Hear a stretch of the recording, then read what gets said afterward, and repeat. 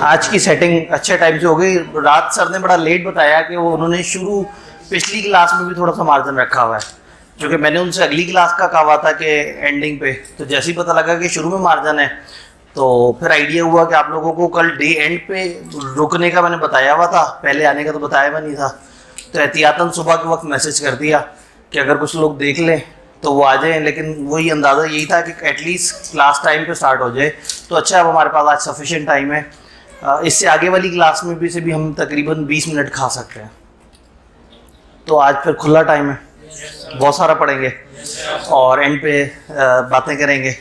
ऊपर से ताज़ा ताज़ा सही के अपने स्कीम भी दे दी है, वो उसके ऊपर भी बस मोटी मोटी डिस्कशन करेंगे, इतनी कि आपको हौसला हो जाए, बजाय इसके कि आप आज बैठ के यही सोचते रहें कि अजीब सी स्कीम है और इस चक्कर में ये वाले पेपर ख़राब कर लें। जैसे अक्सर बच्चे ना इस सोच में कि पता नहीं सीए के बाद क्या होगा, सीए कर ही नहीं पाते, और इस टेंशन में कि अगर मैंने फर्स्ट अटेम्प्ट में नहीं किया तो मुझे अच्छी फॉर्म नहीं मिलेगी, इस चक्कर में फर्स्ट अटेम्प्ट में नहीं करते, इस टेंशन में। क्योंकि जो टेंशन आज लेनी है वो पेपर पास करने की लेनी है, और आगे चल के टेंशन लेनी है कि फॉर्म में क्या होगा, उससे आगे टेंशन लेनी है ज़िंदगी में क्या होगा। लेकिन आज अगर सोचें ज़िंदगी में क्या होगा और वहाँ जाके फॉर्म में जाके सोचेंगे पेपर टाइम से पास कर लिए होते, तो सही चीज़ सही वक्त पे की जाए तो इंशाल्लाह हम भी सही चीज़ सही वक्त पे करेंगे। लेक्चर एंड पे इंशाल्लाह ताला इस पर डिस्कशन करेंगे कि किसी भी इस तरह की एकदम से आई हुई स्कीम पे हमने कैसे रिएक्ट करना है और हमने कहाँ परेशान नहीं होना और एहतियात कहाँ करनी है, कौन कौन से सब्जेक्ट की सिलेक्शन में अब हमें थोड़ा सा ज़रा ज़्यादा केयरफुल रहना पड़ेगा।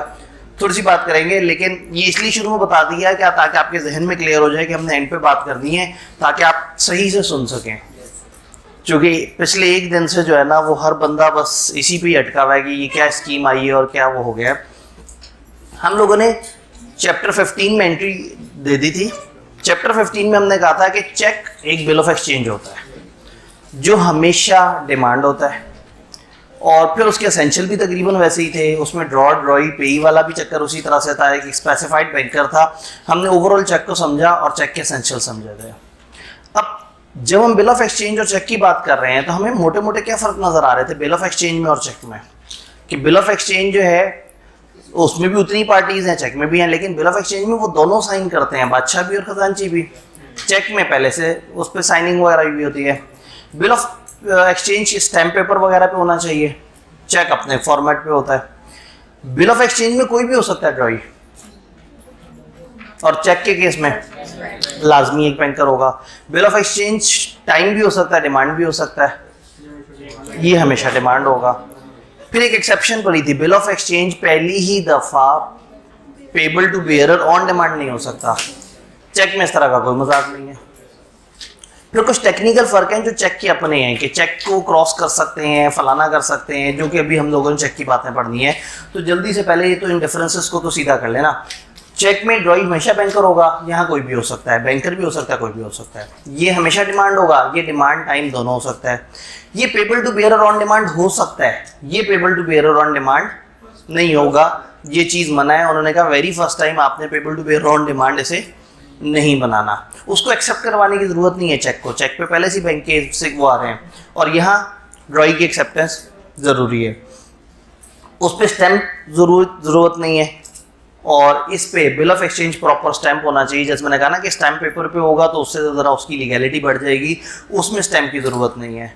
फिर अगेन ये दो स्पेसिफिक फ़र्क हैं जो चेक से रिलेटेड हैं, जो चेक की ज़्यादा गहराई पढ़ने पे समझ आता है। ये क्रॉस हो सकता है, ये क्रॉस नहीं होगा। क्रॉसिंग की अभी हम उस पर बात करेंगे इंशाल्लाह ताला। इसकी पेमेंट स्टॉप करवाई जा सकती है, इसकी पेमेंट स्टॉप नहीं करवाई जा सकती। अभी पेमेंट स्टॉप से क्या मुराद है और क्रॉस से क्या मुराद है, अभी थोड़ा सा आगे जाके चेक में पढ़ेंगे तो हमें बात समझ आ जाएगी। तो अब थोड़ा सा इस प्रोसेस को समझने कि चेक है क्या और किस तरह से है। मेरे ख्याल में आज हमें आगे की लाइट बंद करनी पड़ेगी। ये डायग्राम इधर मैंने बनाने की कोशिश की तो ज़रा कबाड़ा हो जाएगा।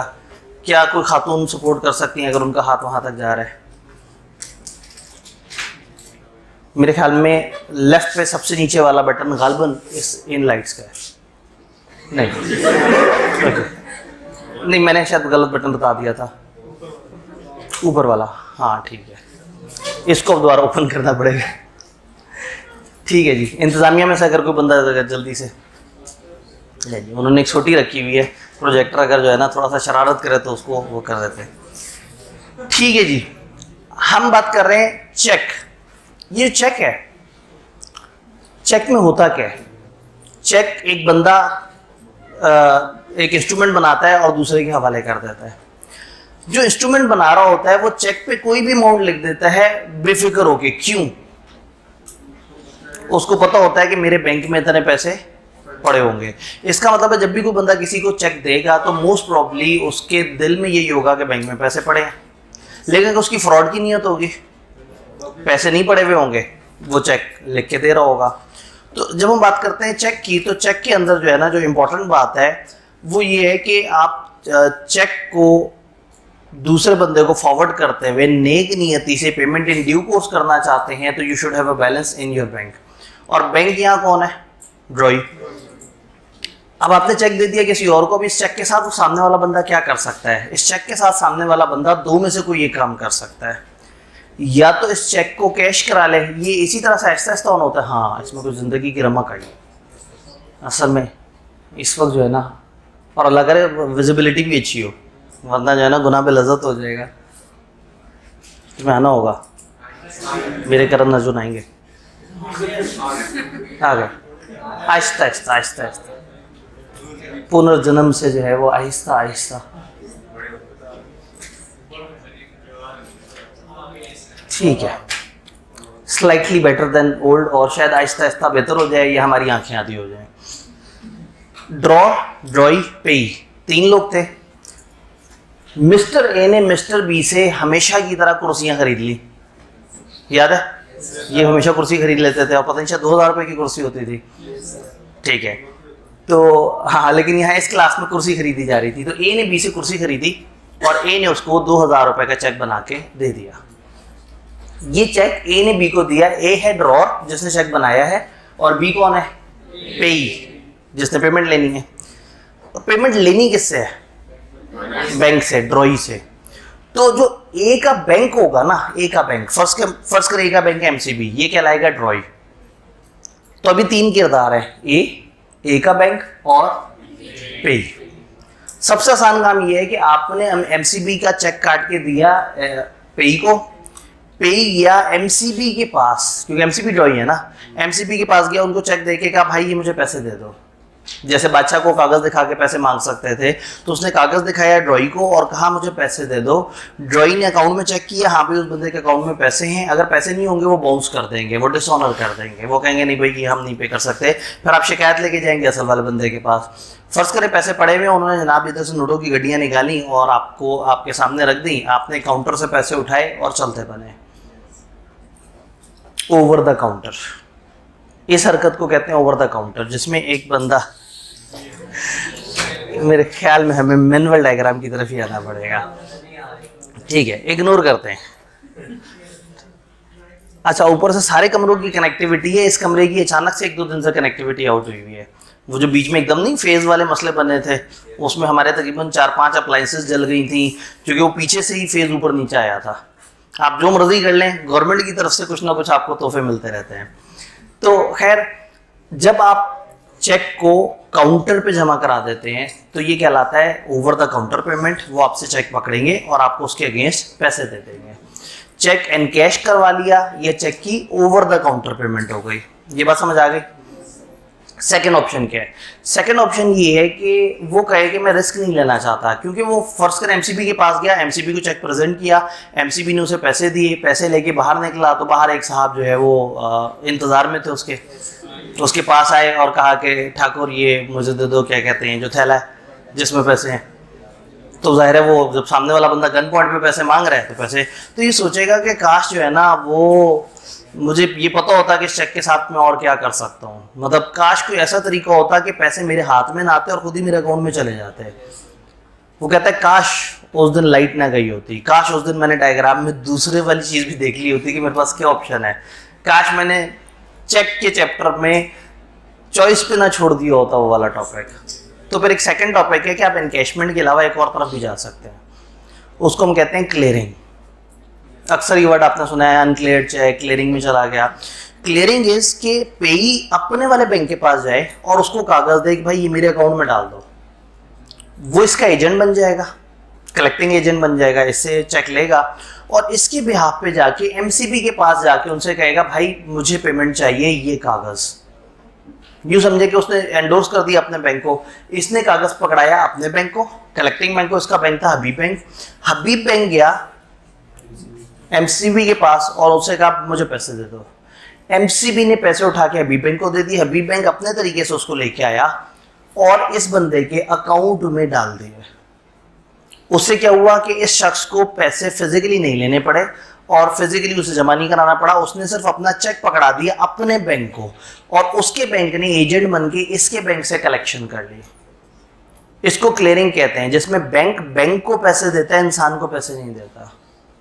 बैंक को पैसे देता है, बैंकर के एजेंट को पैसे देता है। तो एक चेक के साथ दो काम हो सकते हैं, या आप उसको ओवर द काउंटर पे भेज दें, इसको एनकैशमेंट कहते हैं। दूसरा तरीका ये है कि आप डिपॉजिट करा दें अपने बैंक में। तो यहाँ चौथा किरदार आ गया पेई का बैंक। पेई का बैंक कहलाएगा कलेक्टिंग बैंक, कलेक्टिंग एजेंट ऐसे कह लें या कलेक्टिंग बैंक ऐसे कह लें। ये कलेक्ट करेगा चेक और चेक उनको जाके दिखाएगा और उनसे पैसे लेके आएगा। इस प्रोसेस में 1-2 दिन लग जाते हैं। इसने चेक जमा कराया एक दिन शाम में, अगले दिन सुबह उनके पास जाएगा, वो चेक करेंगे, फिर शाम में इनके पास वापस आएगा, अगले दिन इसके अकाउंट में क्रेडिट करेंगे। ट्रेडिशनली प्रोसेस ऐसे होना चाहिए, लेकिन प्रैक्टिकली स्पीकिंग एक इदारा बीच में मौजूद होता है नेफ्ट, जो कि इन सब की आपस की सेटलमेंट करा रहा होता है। डेली वो बैंकों से उनके चेक पकड़ता है, डेली दूसरे बैंकों को उनकी चेक देता है और कोशिश करता है कि 1 से 2 दिन के अंदर सारी क्लियरिंग हो जाए। सेम डे क्लियरिंग जल्दी हो जाती है और सेम सिटी क्लियरिंग, और अगर अलग अलग शहर हैं तो फिर क्लियरिंग जो है वो 2-3 दिन भी ले जाती है। तो ये क्लियरिंग का प्रोसेस है। तो चेक के साथ या आप ओवर द काउंटर पेश कर सकते हैं या आप उसको क्लियरिंग की तरफ ले जा सकते हैं। क्या ये दोनों बातें समझ आ गई? अब जब हमें बातें समझ आ गई हैं तो अब हमारे लिए चैप्टर के छोटे छोटे कॉन्सेप्ट समझना आसान होगा। ओवर द काउंटर का लफ्ज हमें समझ आ गया है, कलेक्टिंग बैंक समझ आ गया, ड्रॉई समझ आ गया। तो ड्रॉई की भी कुछ जिम्मेदारियां होंगी, कलेक्टिंग बैंक की भी जिम्मेदारियां होंगी। अगर ड्रॉई ने एक चेक उसके पास आया और उसको उसके पैसे दे दिए नेक नियति से, पेमेंट इन ड्यू कोर्स, तो ड्रॉई का कोई कसूर नहीं। कलेक्टिंग बैंक ने चेक कलेक्ट किया नेक नियति से, नहीं पता कि इसका टाइटल डिफेक्टिव है, नेक नियति से कलेक्ट करके पेमेंट ले ली, तो भी इसका कसूर नहीं है। तो ये बस समझना होगा कि ये लोग अगर नेक नियत होंगे तो इनका फिर जिम्मेदारी या कसूर नहीं माना जाएगा। यहाँ पे एक भाई का सवाल, नहीं एमसीबी का चेक ओवर द काउंटर नहीं हो सकता यहाँ पे, क्योंकि ओवर द काउंटर में आप डायरेक्टली पैसे मांग रहे हैं। आप इनको आके कहेंगे पैसे दो, कहेंगे मैं कौन सा ड्रॉई हूं, मैं क्यों पैसे दूं।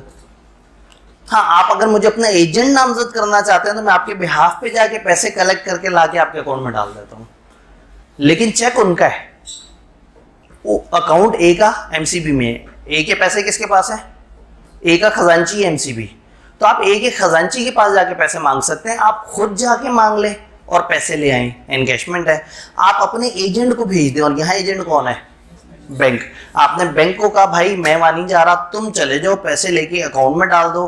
बैंक इसके वेज आपसे चार्जेस ले रहा है, बैंक आपको सर्विसेज दे रहा है, बैंक आपसे कमा रहा है, और आपके पैसे जब यहाँ आके पड़े हुए होंगे तो बैंक उसे अपना बिजनेस भी कर रहा होगा। तो बैंक इज वेरी हैप्पी कि वो आपके बिहाफ पे जाए और वहां से कलेक्ट करके आ जाए।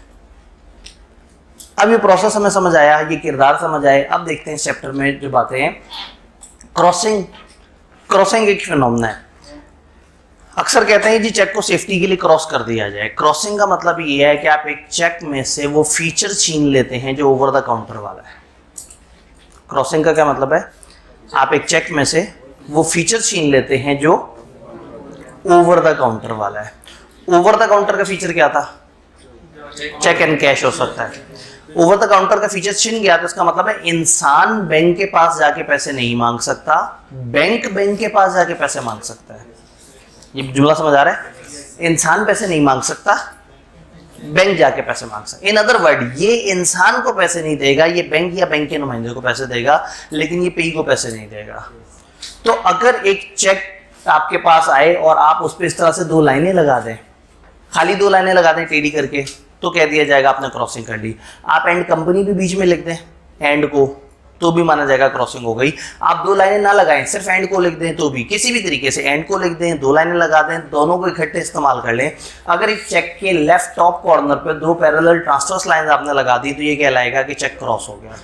ये सादा क्रॉसिंग है, इसमें मजीद स्पेशल कुछ नहीं है। सिर्फ वो चीज़ है कि जो इसका एनकैशमेंट का फीचर है वो छिन गया है, ये सिर्फ एक कलेक्टिंग बैंक आके कलेक्ट कर सकता है। ये सादा क्रॉसिंग है।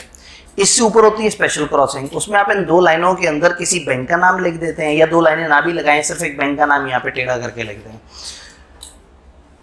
जिस वक्त पेमेंट करनी थी ए ने बी को, तो ए ने बी से पूछा तुम्हारा बैंक कौन सा है, बी ने कहा मेरा बैंक है ABL। ए ने चेक के पे क्रॉस करके ABL लिख दिया। इसका मतलब है कि ये चेक क्रॉस होने का मतलब है कि कैश तो हो ही नहीं सकता, आप कोई बैंक ही आके कलेक्ट करेगा। ABL लिखने का मतलब है कि ABL is the only bank जो जाके चेक कलेक्ट कर सकता है। ABL is the only bank जो जाके चेक कलेक्ट कर सकता है। क्या ये बात समझ आ रही है? तो स्पेशल क्रॉसिंग से आप एक बैंकर नामजद कर देते हैं और फिर उस बैंकर के अलावा कोई नहीं आएगा। वो बैंकर आगे से किसी और बैंकर का नाम लिख दे, साइन कर दे, उसको अलाउड है, लेकिन एक चेक पे एक से ज्यादा बैंकों को आप स्पेशल क्रॉस हम नहीं कर सकते, नॉर्मल इंसान नहीं कर सकते। लेकिन जिस बैंक के नाम पे स्पेशल क्रॉस किए वो बैंक आगे से किसी और बैंक को अपना एजेंट नामजद करना चाहे तो वो कर सकता है। तो सादा क्रॉसिंग में सिर्फ एनकैशमेंट का फीचर छिना, इसमें एनकैशमेंट का फीचर भी छिन गया, और ये सिर्फ एक बैंक के पास जा सकता है और किसी और बंदे के पास नहीं जा सकता। क्लियर? इससे आगे अकाउंट पेई ओनली क्रॉसिंग। अकाउंट पेई ओनली क्रॉसिंग में क्या होता है कि आप चेक इस तरह से बनाते हैं, आपको याद होगा चेक पे लिखा था पे फलाना और बेरर। चेक एक नेगोशिएबल इंस्ट्रूमेंट है ना, किसी ने भी उसको उलट करके उसके ऊपर साइन करने हैं और आगे फॉरवर्ड कर देना है, एंडोर्स कर देना है। अगर वो बेरर है या अगर स्पेसिफिकली ऑर्डर नहीं है, तो चेक पे किसी का नाम लिखा होने का हरगिज ये मतलब नहीं है कि लाजमी इसी बंदे के अकाउंट में जमा होगा, वो आगे एंडोर्स हो सकता है। लेकिन अगर एक चेक पे आप क्रॉसिंग करके 2 लाइनें लगा के लिख दें अकाउंट पेई ओनली, या अकाउंट पेई लिख दें, तो ये कहलाती है रेस्ट्रिक्टिव क्रॉसिंग। रेस्ट्रिक्टिव क्रॉसिंग, और इसका दूसरा नाम है अकाउंट पेई ओनली क्रॉसिंग। इससे अगेन एनकैशमेंट का फीचर तो हर क्रॉसिंग से छिन जाता है, वो तो हम बात दोबारा रिपीट नहीं करेंगे। ये चेक सिर्फ और सिर्फ दुनिया में उसी बंदे के अकाउंट में जमा हो सकता है जिसका नाम पूरा एग्जैक्टली यही है, सैयद आतिफ हसन आब्दी। या पूरा नाम इसलिए लिखा कि अकाउंट पेई ओनली क्रॉसिंग का मतलब है कि वो 100% अकाउंट टाइटल मैच करेंगे। अब मुझे अगर कोई आतिफ आब्दी के नाम से चेक दे देता है तो मेरा ही बैंक उस चेक को नहीं कबूल करेगा अगर वो अकाउंट पेई ओनली क्रॉसिंग में भी है, क्योंकि मेरा जो असल नाम है, जो ID कार्ड का नाम है, वो सैयद आतिफ हसन आब्दी। कॉलेजों के ब्रोशर में इतनी सी लाइन होती है टीचर का नाम लिखने के लिए, वो इतने बड़े बड़े नाम फिट नहीं आते, तो वो नामों को 2-2 उसमें वर्ड्स में ले जाते हैं। तो कहने का मतलब ये है कि अकाउंट पेई ओनली क्रॉसिंग से सिर्फ और सिर्फ इस अकाउंट में जमा होगा। अब अगर मुझे किसी ने चेक दिया और उस पर अकाउंट पेई ओनली क्रॉसिंग हुई हुई है, इधर उधर मिसप्लेस हो गया, चेक अगर कहीं मिसप्लेस हो जाए या कोई चोरी कर ले, तो क्या होता है अगला बंदा बड़ी खूबसूरती से उस पर साइन शाइन करके और उसको ट्रांसफर कर लेता है या उस पर एंडोर्समेंट वगैरह कर देता है। ये चेक अगर गुम भी हो गया या चोरी भी हो गया, तो ये सिर्फ उस अकाउंट में जमा हो सकता है जिस अकाउंट का अकाउंट टाइटल होगा सैयद आतिफ हसन आब्दी। यानी इस चेक को किसी ने अगर जमा कराना है तो उसको इस नाम का कोई दूसरा बंदा ढूंढना पड़ेगा और उसके अकाउंट में डलवाना पड़ेगा। जो कॉमन नेम है उधर ये सिक्योरिटी बहुत ज़्यादा नहीं अच्छी रहती, जो नाम बहुत ज़्यादा पॉपुलर हैं, बहुत ज़्यादा इस्तेमाल होते हैं। लेकिन जो अनकॉमन नेम है या जो लंबे नेम्स हैं उसमें ये काफ़ी अच्छी सिक्योरिटी होती है। जो कॉमन नेम है उसमें फिर कुछ लोग क्या करते हैं, अपने नाम के स्पेलिंग चेंज कर लेते हैं, ओ के बजाय यू से लिख लिया, वो इस तरह से नहीं लिखा उस तरह से लिखा। मतलब अब मोहम्मद अली एक नाम है, बड़ा कॉमन है, तो मैंने देखा एक बंदे ने मोहम्मद अली में ALY लिखा हुआ था, अली। अब उसने इस तरह से कर दिया है कि वो नॉर्मली लोग उस तरह से नहीं लिखते, तो वो अकाउंट टाइटल शायद इतने आराम से मैच ना करे। तो अकाउंट पेई ओनली क्रॉसिंग आप करेंगे तो ये चेक जो है वो उसी बंदे के अकाउंट में जमा होगा जिसका नाम यहाँ लिखा है। हाँ, सिर्फ और सिर्फ दुनिया में बस वही शख्स ही इसको फुल फ्लेज प्रॉपर तरीके से एंडोर्स करे तो कर सकता है, उसके अलावा ये चेक किसी के हाथ में भी आए बेकार है। जबकि सादा चेक किसी के हाथ में भी चला जाए वो उसको आगे फॉरवर्ड कर सकता है क्योंकि वो एक नेगोशिएबल इंस्ट्रूमेंट है। लेकिन अकाउंट पेई ओनली क्रॉसिंग से क्या होगा, इतना रेस्ट्रिक्ट हो जाएगा कि इस बंदे के अलावा और कोई बंदा ना उसे जमा करा सकता है ना उसको यूज कर सकता है। ये बात समझ आई? ये कहलाता है अकाउंट पेई ओनली क्रॉसिंग। और फिर जब खुद ही चेक बनाना था तो मैंने खुद ही से 30 मिलियन डाल दिया।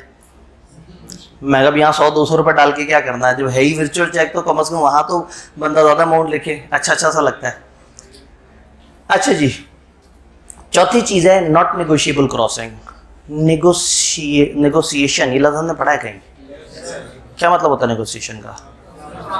Transfer free from defect. एक बंदे से दूसरे को जब साफ सुथरा होके मिलता है, ये कब मिलता है एक बंदे से दूसरे को साफ सुथरा होके? जब होल्डर इन ड्यू कोर्स होता है, जब एक मासूम इंसान के पास आता है जिसको नेक नियति, जिसको नहीं पता होता किसी गड़बड़ का, तो रूल ये था कि जैसे ही एक नेक इंसान के हाथ में इंस्ट्रूमेंट आएगा वो साफ हो जाएगा, और जैसे ही खराब इंसान के हाथ में इंस्ट्रूमेंट आएगा वो खराब हो जाएगा। या अगर खराब इंस्ट्रूमेंट पीछे से आ रहा है, डी से ई ने चोरी की है और एफ को उसने बता दिया कि मैंने चोरी की है, तुम पकड़ो। जो इंस्ट्रूमेंट इसको मिला है इसका टाइटल बैड है, और अगले बंदे को पता है कि बैड टाइटल है, तो अगले बंदे को भी कैसा टाइटल मिलेगा? बैड। और अगर अगले बंदे को नहीं पता, इस हरकत को नेगोशिएशन कहते हैं, जिसमें टाइटल फ्री फ्रॉम डिफेक्ट आगे ट्रांसफर होता है। अजम्पशन ये है कि होल्डर इन ड्यू कोर्स के पास पहुंचा। तो मैं नॉर्मली कहता हूं कि नेगोशिएशन के वर्ड को जो है ना याद रखने के लिए आप जहन में एक एग्जांपल लेके चल सकते हैं, PTI. Negotiation is equal to PTI. भाई पीटीआई में कोई भी खराब सियासतदान शामिल होता है वो साफ हो जाता है, लेकिन फॉर एग्जांपल किसी और जमात में, नून लीग में, कोई खराब सियासतदान आता है तो वो खराब ही रहता है। तो इसका मतलब है negotiation is much like PTI, जो खराब को साफ करने की सलाहियत रखता है। क्यों? फर्क क्या है? मासूमियत का। नून लीग का लीडर उतना मासूम नहीं है और पीटीआई का लीडर मासूम है, तो मान लिया जाता है कि वो चूंकि मासूम है तो उसने नहीं सोचा होगा कि ये गुनाहगार शख्स है, उसे नहीं पता होगा कि गलत आदमी है, उसे लगता होगा कि ये बंदा मुल्क के लिए बड़ा अच्छा साबित हो सकता है, तो उसने उसको जमात में शामिल कर लिया। तो कहने का मतलब है नेगोशिएशन इज लाइक पीटीआई, जिसमें खराब बंदा भी आ जाए तो साफ हो जाता है। और नेगोशिएशन ना हो, या अगर मैं कहूँ नॉन नेगोशिएशन, तो उसका मतलब होगा खराब खराब ही रहेगा। तो अगर मैं कहूँ नून नेगोशिएशन, तो ये चौथी क्रॉसिंग है नून नेगोशिएशन। नॉन नेगोशिएशन ये नॉट नेगोशिएबल है, लेकिन इसको नॉन नेगोशिएबल क्रॉसिंग भी कर सकते हैं। और नॉन को आप अगर प्रोनाउंस करके कहें नून नेगोशिएबल, तो उससे होगा कि नेगोशिएबल तो पीटीआई होता है और नून नेगोशिएबल पीटीआई नहीं होता। तो अगर एक इंस्ट्रूमेंट को आप नून क्रॉसिंग कर दें तो उसमें वो मासूमियत का आंसर ख़त्म हो जाएगा। अब अगर पीछे से इंस्ट्रूमेंट ख़राब होगा तो आगे वाले बंदे को भी ख़राब मिलेगा। याद रहेगा, ये सबसे मुश्किल वाली क्रॉसिंग है जिसमें लोग अटकते हैं। तो अगर एक चेक पे नॉट नेगोशिएबल क्रॉसिंग हो गई, इसका मतलब है उस चेक का सबसे कीमती फीचर हमने छीन लिया है, नेगोशिएशन। एंड नेगोशिएशन इज एक साफ आदमी के हाथ में इंस्ट्रूमेंट जाए तो वो ऑटोमेटिकली साफ हो जाता है अगले बंदों के लिए। बट अगर एक इंस्ट्रूमेंट में नॉट नेगोशिएबल लिखा है तो किसी साफ आदमी के पास भी जाएगा तो वो टाइटल गलत होगा, कल को चोरी पकड़ी जाएगी, इस ईमानदार आदमी को भी पकड़ेंगे। तो अगर एक चेक एक बंदा इशू करे और वो चाहता हो कि हर अगला बंदा इस चेक को रिसीव करने से पहले अच्छी तहकीक कर ले, तो वो उसके ऊपर क्रॉसिंग करेगा नॉट नेगोशिएबल या नून नेगोशिएबल। उससे क्या होगा, उसका शराफत वाला एलिमेंट ख़त्म हो जाएगा और वो इंस्ट्रूमेंट एक शरीफ आदमी के हाथ में भी बदमाश बन जाएगा।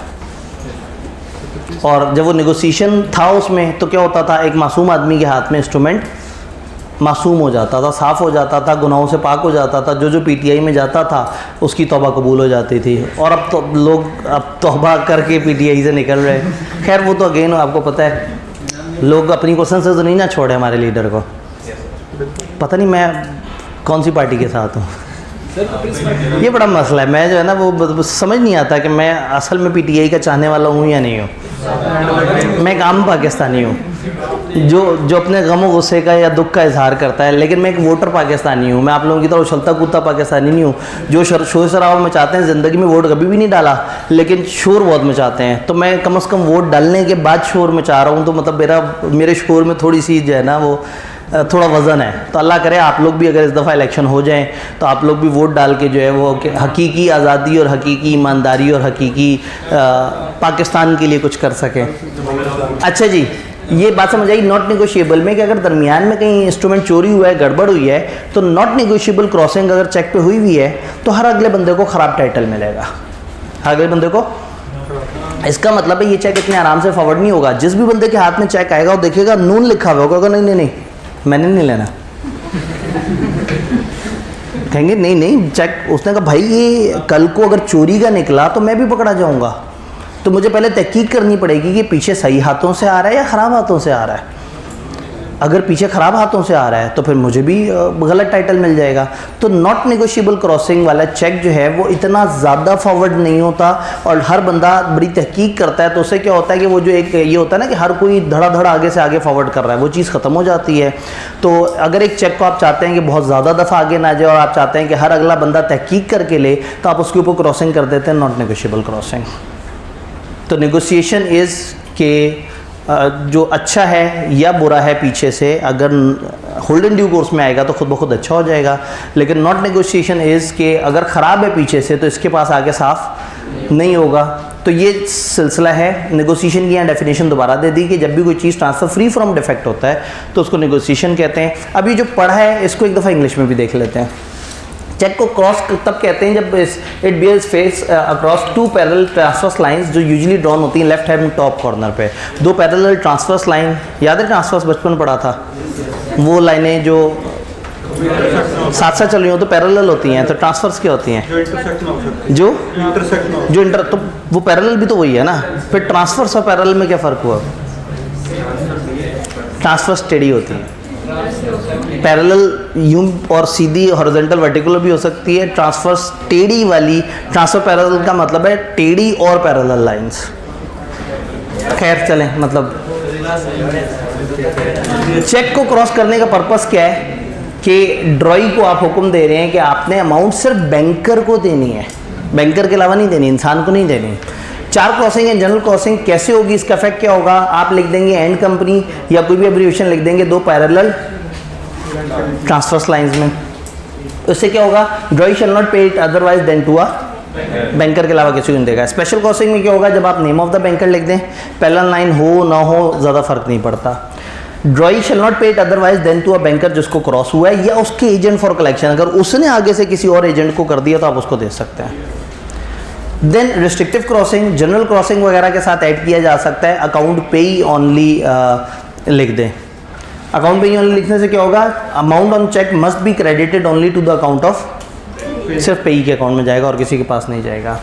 नॉट नेगोशिएबल क्रॉसिंग जनरल या स्पेशल क्रॉसिंग के साथ आप ऐड कर सकते हैं। इससे क्या होगा? Holder with defective title can not give a good title to subsequent holder. खराब टाइटल वाला अगले वाले को गुड टाइटल नहीं दे सकेगा। It does not restrict the further transferability. हम ये नहीं कह रहे ट्रांसफर होना मना हो जाएगा, नेगोशिएशन होनी मना हो जाएगी। नेगोशिएशन कहते हैं ऐसा ट्रांसफ़र जिसमें साफ ट्रांसफ़र हुआ होता है। तो हमने कहा ये सिर्फ उसका मेन फीचर ऑफ नेगोशिएबिलिटी छीन लेगा। जो ट्रांसफ़र फ्री फ्रॉम डिफेक्ट है, ट्रांसफरेबिलिटी उसमें रहेगी। अब इसमें मैं सवाल लेता हूँ, एक दफ़ा ज़रा इसको कंप्लीट कर लें। अब इसमें क्या ये पहली दफ़ा क्रॉसिंग करनी होगी? लॉ कहता है नहीं भाई, आपके पास अगर चेक आए और वो पहले से अनक्रॉस हो, आप बाद में क्रॉस कर सकते हैं। पहले से क्रॉस हुआ वो आप क्रॉसिंग की कैटेगरी बदल सकते हैं। ये मटेरियल अल्ट्रेशन नहीं है, ये अलाउड अल्ट्रेशन है। कुछ अलाउड अल्ट्रेशंस के हैं। आपको अनक्रॉस चेक मिला, होल्डर उसे क्रॉस कर दे, या जनरल, या आपको जनरल क्रॉस हुआ हुआ मिला, आप स्पेशल क्रॉसिंग कर दें। आपको जनरल या स्पेशल क्रॉस हुआ हुआ मिला, आप नॉट नेगोशिएबल कर दें। आपको स्पेशल क्रॉस हुआ हुआ चेक मिला, अगर आप वही बैंकर हैं जिसको क्रॉस हुआ है तो वो उसको फर्दर आगे दोबारा से किसी और के नाम पे स्पेशल क्रॉस कर सकता है, लेकिन आम आदमी नहीं कर सकता। यहाँ पे आपके सवाल लेने की कोशिश करते हैं जी। किसमें? जी, क्रॉसिंग में, किसी भी किस्म की क्रॉसिंग में क्या ऐसा हो सकता है कि ड्रॉई और कलेक्टिंग बैंक सेम हो? ये एक एक्सट्रीम केस में ये पॉसिबल है कि आपने जिसको चेक दिया उसका अकाउंट भी उसी बैंक में, और जो पैसे देने वाला है उसका भी। अब क्रॉसिंग हो या ना हो, ओवर द काउंटर हो, यानी कि अब वो अपने बैंक के पास जाएगा जो कि असल में उसका बैंक नहीं, ड्रॉर का बैंक भी है। तो ऐसे में ये वाला चेक जो उसी बैंक के पास जाता है जिस बैंक में उस बंदे का अकाउंट होता है, तो वो सेम डे क्या सेम सेकंड पे क्लियरिंग हो जाती है। यानी एमसीबी का उसने चेक दिया और आपका भी अकाउंट एमसीबी, यहाँ पे एमसीबी के पास जाएंगे, एमसीबी अपने सॉफ्टवेयर में देखेंगे उस बंदे के अकाउंट में इतने पैसे हैं, अपने पास नोट करेंगे, यहीं से उस बंदे के पैसे माइनस करेंगे और आपके पैसे ऐड कर देंगे, तो ये फ़ौरन से वो हो जाएगी। तो जो सेम बैंक क्रॉसिंग है या सेम बैंक जो क्लियरिंग है वो फ़ौरन से हो जाती है जी। जो नॉन नेगोशिएबल चेक है ये काउंटर पे भी दे सकते हैं और चेक भी, मतलब एक बैंक वाला भी ले सकता है और पे भी ले सकता है जी। अब नॉट नेगोशिएबल कौन कौन लिख सकता है? हमने ये कहा कि कभी भी कोई भी होल्डर आफ्टर इशू भी क्रॉस कर सकता है। होल्डर कैन बी एनीवन, जिसके पास इंस्ट्रूमेंट है।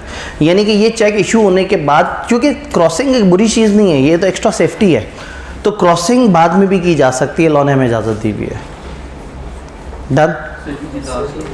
लास्ट वाला पॉइंट, चेक क्रॉस हुआ हुआ, स्पेशली चेक क्रॉस हुआ था एमसीबी के नाम पे, कि सिर्फ ये एमसीबी जमा कराएगा। तो कौन जमा करा सकता है इसको? एमसीबी।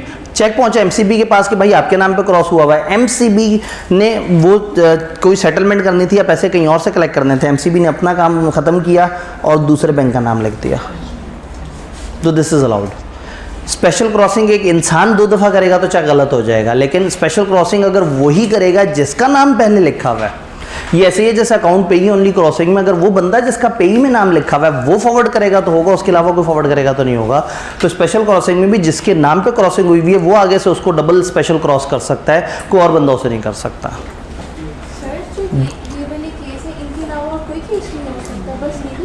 ये 4 क्रॉसिंग हमारे सिलेबस में इतनी ही डिफाइन की हैं। आज प्रैक्टिकली तो इनमें से बहुत सारे काम नहीं हो रहे, ये तो 1881 का लॉ है।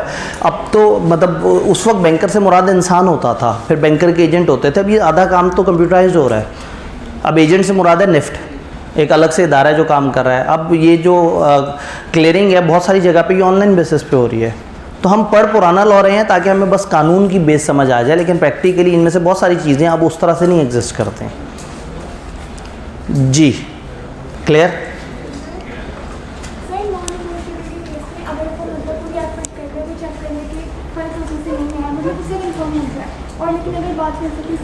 अगर एक शख्स ने नॉन नेगोशिएबल चेक पकड़ा और तहकीक की कि पीछे से सब सही आ रहा है और उसे पता लग गया कि सब सही आ रहा है, उसने उसको इस्तेमाल कर लिया, कल को पता लगा कि नहीं तो वो चोरी का था, तो भी ये बेचारा फंस जाएगा, क्योंकि यहाँ एक गुड इंटेंशन या मासूमियत ही काफ़ी नहीं है।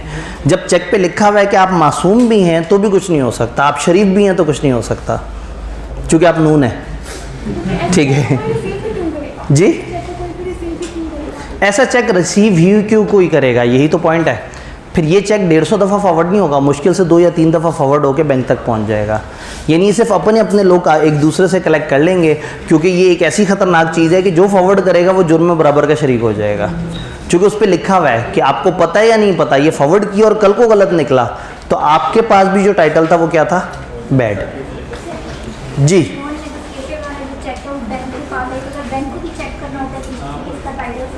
जी, अब अगर बैंक के पास नॉट नेगोशिएबल वाला आ जाता है चेक, तो बैंक तो मुश्किल में आ जाएगा। लॉ ने बैंक को यहाँ प्रोटेक्शन दी है। बैंक के पास तो डेली हज़ारों लाखों चेक आ रहे हैं।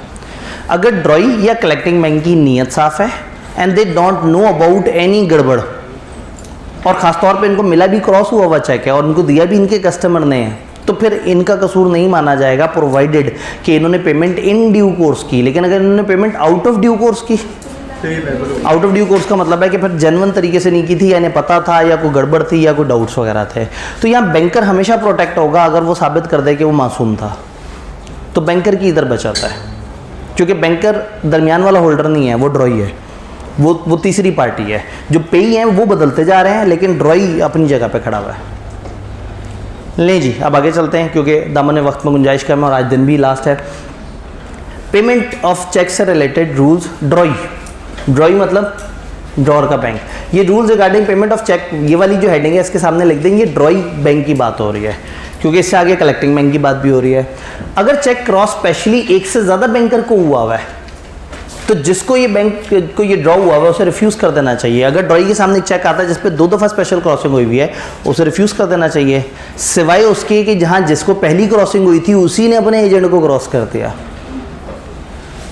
Accept when cross to an agent for collection. तो स्पेशल क्रॉसिंग जब आपके पास आई, तो स्पेशल क्रॉसिंग में आपने ये देखना है कि 2 क्रॉसिंग तो नहीं है। अगर 2 स्पेशल क्रॉसिंग है तो आप उस चेक को इन कैश या वो नहीं करेंगे, इस्तेमाल नहीं करेंगे। लेकिन अगर आपके पास 2 क्रॉसिंग ऐसी आई है कि जिसके नाम पे स्पेशल क्रॉस हुआ था उसने आपके किसी और के नाम पे क्रॉस कर दिया, तो फिर आप उसको पेमेंट दे देंगे। अब अगेन वही वाली बात है ना कि जब लॉ बना था तो बैंकर एक इंसान को कहते थे, आज बैंकर एक इदारे को कहते हैं। आज बैंक का एजेंट उसी बैंक का बंदा माना जाता है। उस वक्त क्या होता था, बैंकर एक इंसान होता था, तो एक बंदे ने उसको स्पेशल क्रॉस कर दिया आरिफ के नाम पे। अब आरिफ वो वाला बैंकर है जिसके नाम पे क्रॉस हुआ। अब आरिफ ने अगर हबीब को भेजना होगा तो आरिफ हबीब को आगे से स्पेशल क्रॉस करेगा।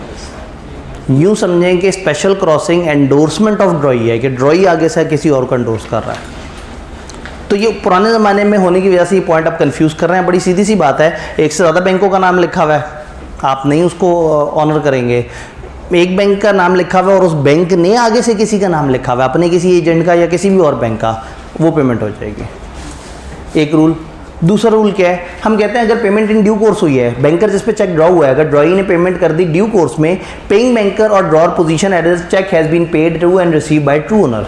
अगर in payment in due course हुई है तो समझा जाएगा कि असल वाले बंदे ने असल वाली पेमेंट असल तरीके से ले ली है, अब कोई चक्कर नहीं है। डन। यानी अगर पेमेंट इन ड्यू कोर्स हुई है तो सब ओके है, हम समझेंगे कि ड्रॉर ओरिजिनल बंदा सब कुछ अब बिल्कुल सेटल हो गए। वो ऐसे ही है कि जैसे वो सप्लायर जाके जब पैसे मांग लेगा बादशाह से और बादशाह पैसे दे देगा तो कहानी ख़त्म हो जाएगी, समझा जाएगा कि बाबे को पेमेंट हो गई है क्योंकि उसने आगे से आगे फॉरवर्ड किया था। लेकिन अगर आउट ऑफ ड्यू कोर्स होगी तो पेइंग बैंकर लाइबल होगा ओनर ऑफ चेक को कि जो उसको लॉस हुआ है। अगर बैंकर ने जानते हुए कि वो गलत बंदे को पेमेंट कर रहा है, जानते हुए कि ये गलत चेक है या इसका टाइटल ख़राब है, फिर भी पेमेंट कर दी, अब बैंकर लाइबल होगा। तो रूल एक ही जहन में रखना है आपने, लैंग्वेज जितनी मर्जी टेढ़ी हो, बैंकर की नीयत साफ़ है वो लाइबल नहीं होगा। बैंकर की नीयत ख़राब है या बैंकर के पास कुछ मालूमात ऐसी है जो मशकूक कर रही है उसे, तो फिर अब उसे पेमेंट नहीं करनी चाहिए। इसी तरह से protection to the collecting banker. Collecting banker से मुराद है पेई का बैंक। पेई के बैंक के बारे में हम क्या कहते हैं, कलेक्टिंग बैंकर वो है जो पेमेंट रिसीव करता है क्रॉस चेक पे।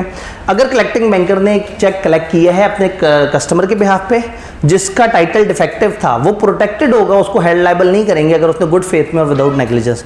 उसको एक कस्टमर ने आगे चेक जमा करा दिया और चेक चोरी का था, बैंकर को नहीं पता था, बैंकर ने नेक नियति से आगे जाके पेमेंट कलेक्ट करके उठा के इसके अकाउंट में डाल दी, इस बैंकर का कोई कसूर नहीं है।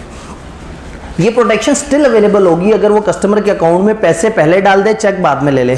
कस्टमर ने आगे कहा ये लाख का चेक अकाउंट में डाल दें, उसने कहा 2 दिन लगेंगे क्लियरिंग में। उसने कहा जी मैं तो आपका कितना अच्छा कस्टमर हूँ, आप मुझे लाख रुपए इस वक्त मेरे अकाउंट में डाल दें, आप कराते रहिएगा 2-3 दिन में क्लियरिंग। तो अगर 2-3 दिन में क्लियरिंग करवा के उसने और इसको टाइम से पेमेंट कर दी, पहले पेमेंट कर दी, तो भी कलेक्टिंग बैंकर का कसूर नहीं है क्योंकि कलेक्टिंग बैंकर की नीयत साफ थी, उसे गड़बड़ का नहीं पता था। तो एक ही बात है जो बार बार रिपीट हो रही है कि उसे गड़बड़ का पता है तो लाइबल होगा, गड़बड़ नहीं पता तो लाइबल नहीं होगा। अगर कलेक्टिंग बैंकर ने एक चेक कलेक्ट कर लिया है which does not appear to be cross account payee, आपने एक ऐसा चेक लिया है जिस पे अकाउंट पे ही नहीं लिखा हुआ, आपके हाथ में जब एक बैंकर के हाथ में जब एक ऐसा चेक आता है जिस पे अकाउंट पे ही लिखा हुआ है, कलेक्टिंग बैंक के हाथ में जब एक चेक आएगा जिस पे अकाउंट पे ही लिखा होगा, तो ऑब्वियसली उसकी क्या जिम्मेदारी होगी, सिर्फ उसी कस्टमर के अकाउंट में डाल सकता है जिसका नाम 100% मैच कर जाए। तो अगर आपको एक चेक मिला है जिस पे अकाउंट पे ही ओनली लिखा हुआ है तो वाजिब है कि वो उसी बंदे के अकाउंट में आप डालें, उसके अलावा कहीं नहीं डाल सकते। लेकिन अगर एक बैंकर को एक चेक मिला है जिस पे अकाउंट पे ही नहीं लिखा हुआ और उसको लग रहा है बाकी साइन एंडोर्समेंट से कि ठीक है सही बंदे के हाथ से सही बंदे के हाथ में पहुंच रहा है, वो जमा कर दे, उसका कसूर नहीं है। अगर कलेक्टिंग बैंकर ने एक चेक कलेक्ट किया जिस पे नहीं लिखा हुआ अकाउंट पे ही, तो banker good faith without negligence collect अगर कर रहा है पेमेंट चेक की और क्रेडिट कर रहा है उसके प्रोसीड कस्टमर को, शैल नॉट इनकर एनी, तो हम मानेंगे कि उसने किसी किस्म की लायबिलिटी इनकर नहीं की। बात समझ आई? ड्रॉई की जिम्मेदारियां समझ आ गई, कलेक्टिंग बैंकर की जिम्मेदारियां समझ आ गई। बैंकर की अथॉरिटी, बैंकर को जब चेक दिया जाएगा वो इनकार नहीं करेगा, वो आपको पेमेंट कर देगा। कुछ ऑफिशियल केसेस हैं जिसमें बैंक इनकार कर सकता है, बैंक आपको मना कर सकता है। अगर कस्टमर ने स्टॉप पेमेंट इंस्ट्रक्शन दे दी, मैंने चेक दिया किसी को, बाद में उसने मुझे माल सप्लाई नहीं किया, मैंने बैंक कॉल की, मैंने कहा मेरा ये चेक नंबर आपने पे नहीं करना, इसको कहते हैं स्टॉप पेमेंट या इसको कहते हैं काउंटर मांड इंस्ट्रक्शन। तो अगर काउंटर मांड या स्टॉप पेमेंट इंस्ट्रक्शन दी हुई है तो फिर बैंक का चेक नहीं पे करेगा। बैंक को डेथ का पता लग जाता है उस बंदे का जिसका चेक उसके पास आया है, सुबह पता लगा कि जी हाजी साहब फौत हो गए, शाम को हाजी साहब का चेक आया हुआ है, तो वो चेक को नहीं ऑनर करेंगे। एक बंदे के इंसॉल्वेंट होने का पता लग गया तो रात के वक्त, फिर शाम के वक्त, अगले दिन, किसी भी वक्त जब उनके पास चेक आएगा वो उसको ऑनर नहीं करेंगे। तो 3 केसेस हैं, आपको कस्टमर की डेथ का पता लग जाए, आपको कस्टमर के इंसॉल्वेंट होने का पता लग जाए और स्टॉपिंग ऑफ पेमेंट इंस्ट्रक्शन हो। चूँकि साथ साथ रिकॉर्ड हो रही होती तो क्लैरिफाई करना ज़रूरी है कि हाजी साहब से मुराद यहाँ कोई भी XYZ पर्सन, आप लोगों में तो अपनी तरफ से नाम रखे हुए होते ना, कल को क्लिप चला देंगे कि सर ने क्लास में खड़े होकर हाजी साहब के बारे में कुछ कह दिया, तो मतलब जस्ट आ नेम, मतलब रैंडम नेम। चले मैं गुप्ता शुक्ला कह देता ज़रा ज़्यादा बेहतर था, मैंने रिस्क ले लिया। अच्छा जी बैंक ड्राफ्ट, आखिरी बात जल्दी से पढ़ते हैं और फिर हम चैप्टर 1 में एंटर हो जाते हैं। बैंक ड्राफ्ट क्या है? चेक में एक बड़ी मज़ेदारी की बात है, मैं चेक बुक निकालूं जेब से, ये भाई गए सर आप मुझे कितना बड़ा चेक दे सकते हैं? मैंने कहा 25 करोड़ का। मैं लिख के नहीं दे दूं, अकाउंट में तो 200 रुपये पड़े हैं। मैंने चेक दे दूँ, कहा आप मुझे कितने का चेक देंगे? मैंने कहा 5 अरब का चेक। चेक लिखने वाला तो कुछ भी लिख देना चेक पे, चेक पे लिखने से चेक चीखना तो नहीं शुरू हो जाएगा, चपेट तो नहीं करा देगा बंदे को कि यार मतलब को अकल करो, तुम क्या लिख रहे हो, तुम्हारे पास हैं इतने पैसे?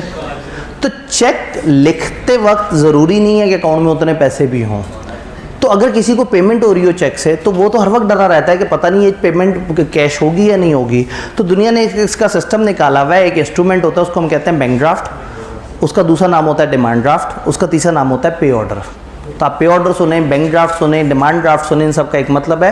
थोड़े थोड़े से फ़र्क हैं आपके लेवल पे, इंपॉर्टेंट नहीं है, शहर का फ़र्क, उसकी खास तरह ट्रांजैक्शन का फ़र्क, लेकिन आपके केस में पे order, demand draft, bank draft तीनों एक ही चीज़ को कहते हैं। आपको जिस नाम से नज़र आए ये एक ही भाई है। ये क्या होता है? ये एक स्पेशल किस्म का चेक होता है।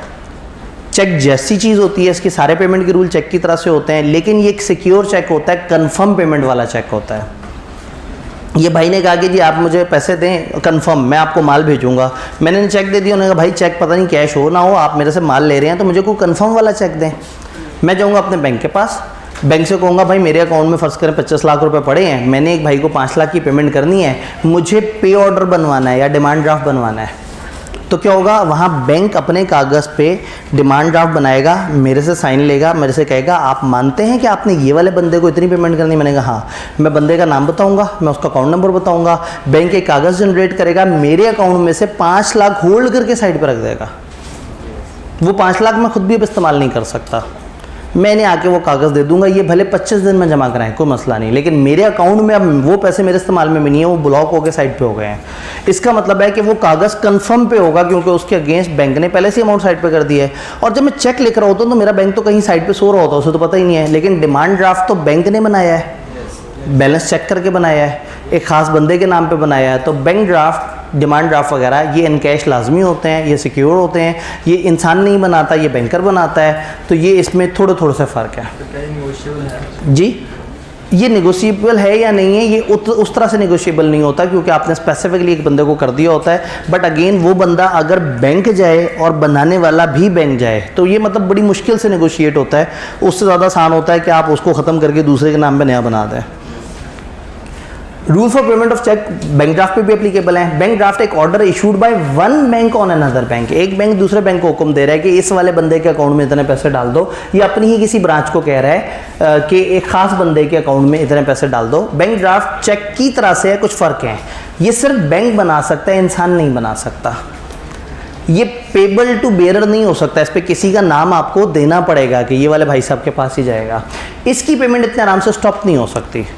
मैं चेक बना के दिया और बाद में मैं उसे रुकवाना चाहूँ तो मैं बैंक को कह सकता हूँ, लेकिन डिमांड ड्राफ्ट का मतलब है मैं बहुत ही ध्यान से बैंक के पास जाके अकल के साथ होशो हवास में वो अमाउंट अपनी डिडक्ट करवा चुका हूँ। तो बैंक ड्राफ्ट किसी को देने का मतलब है आपने पेमेंट कर दी, चेक देने का ही मतलब नहीं है। चेक देने का मतलब है आपने इंस्ट्रूमेंट थमा दिया, अभी उसने जाके पेमेंट लेनी है।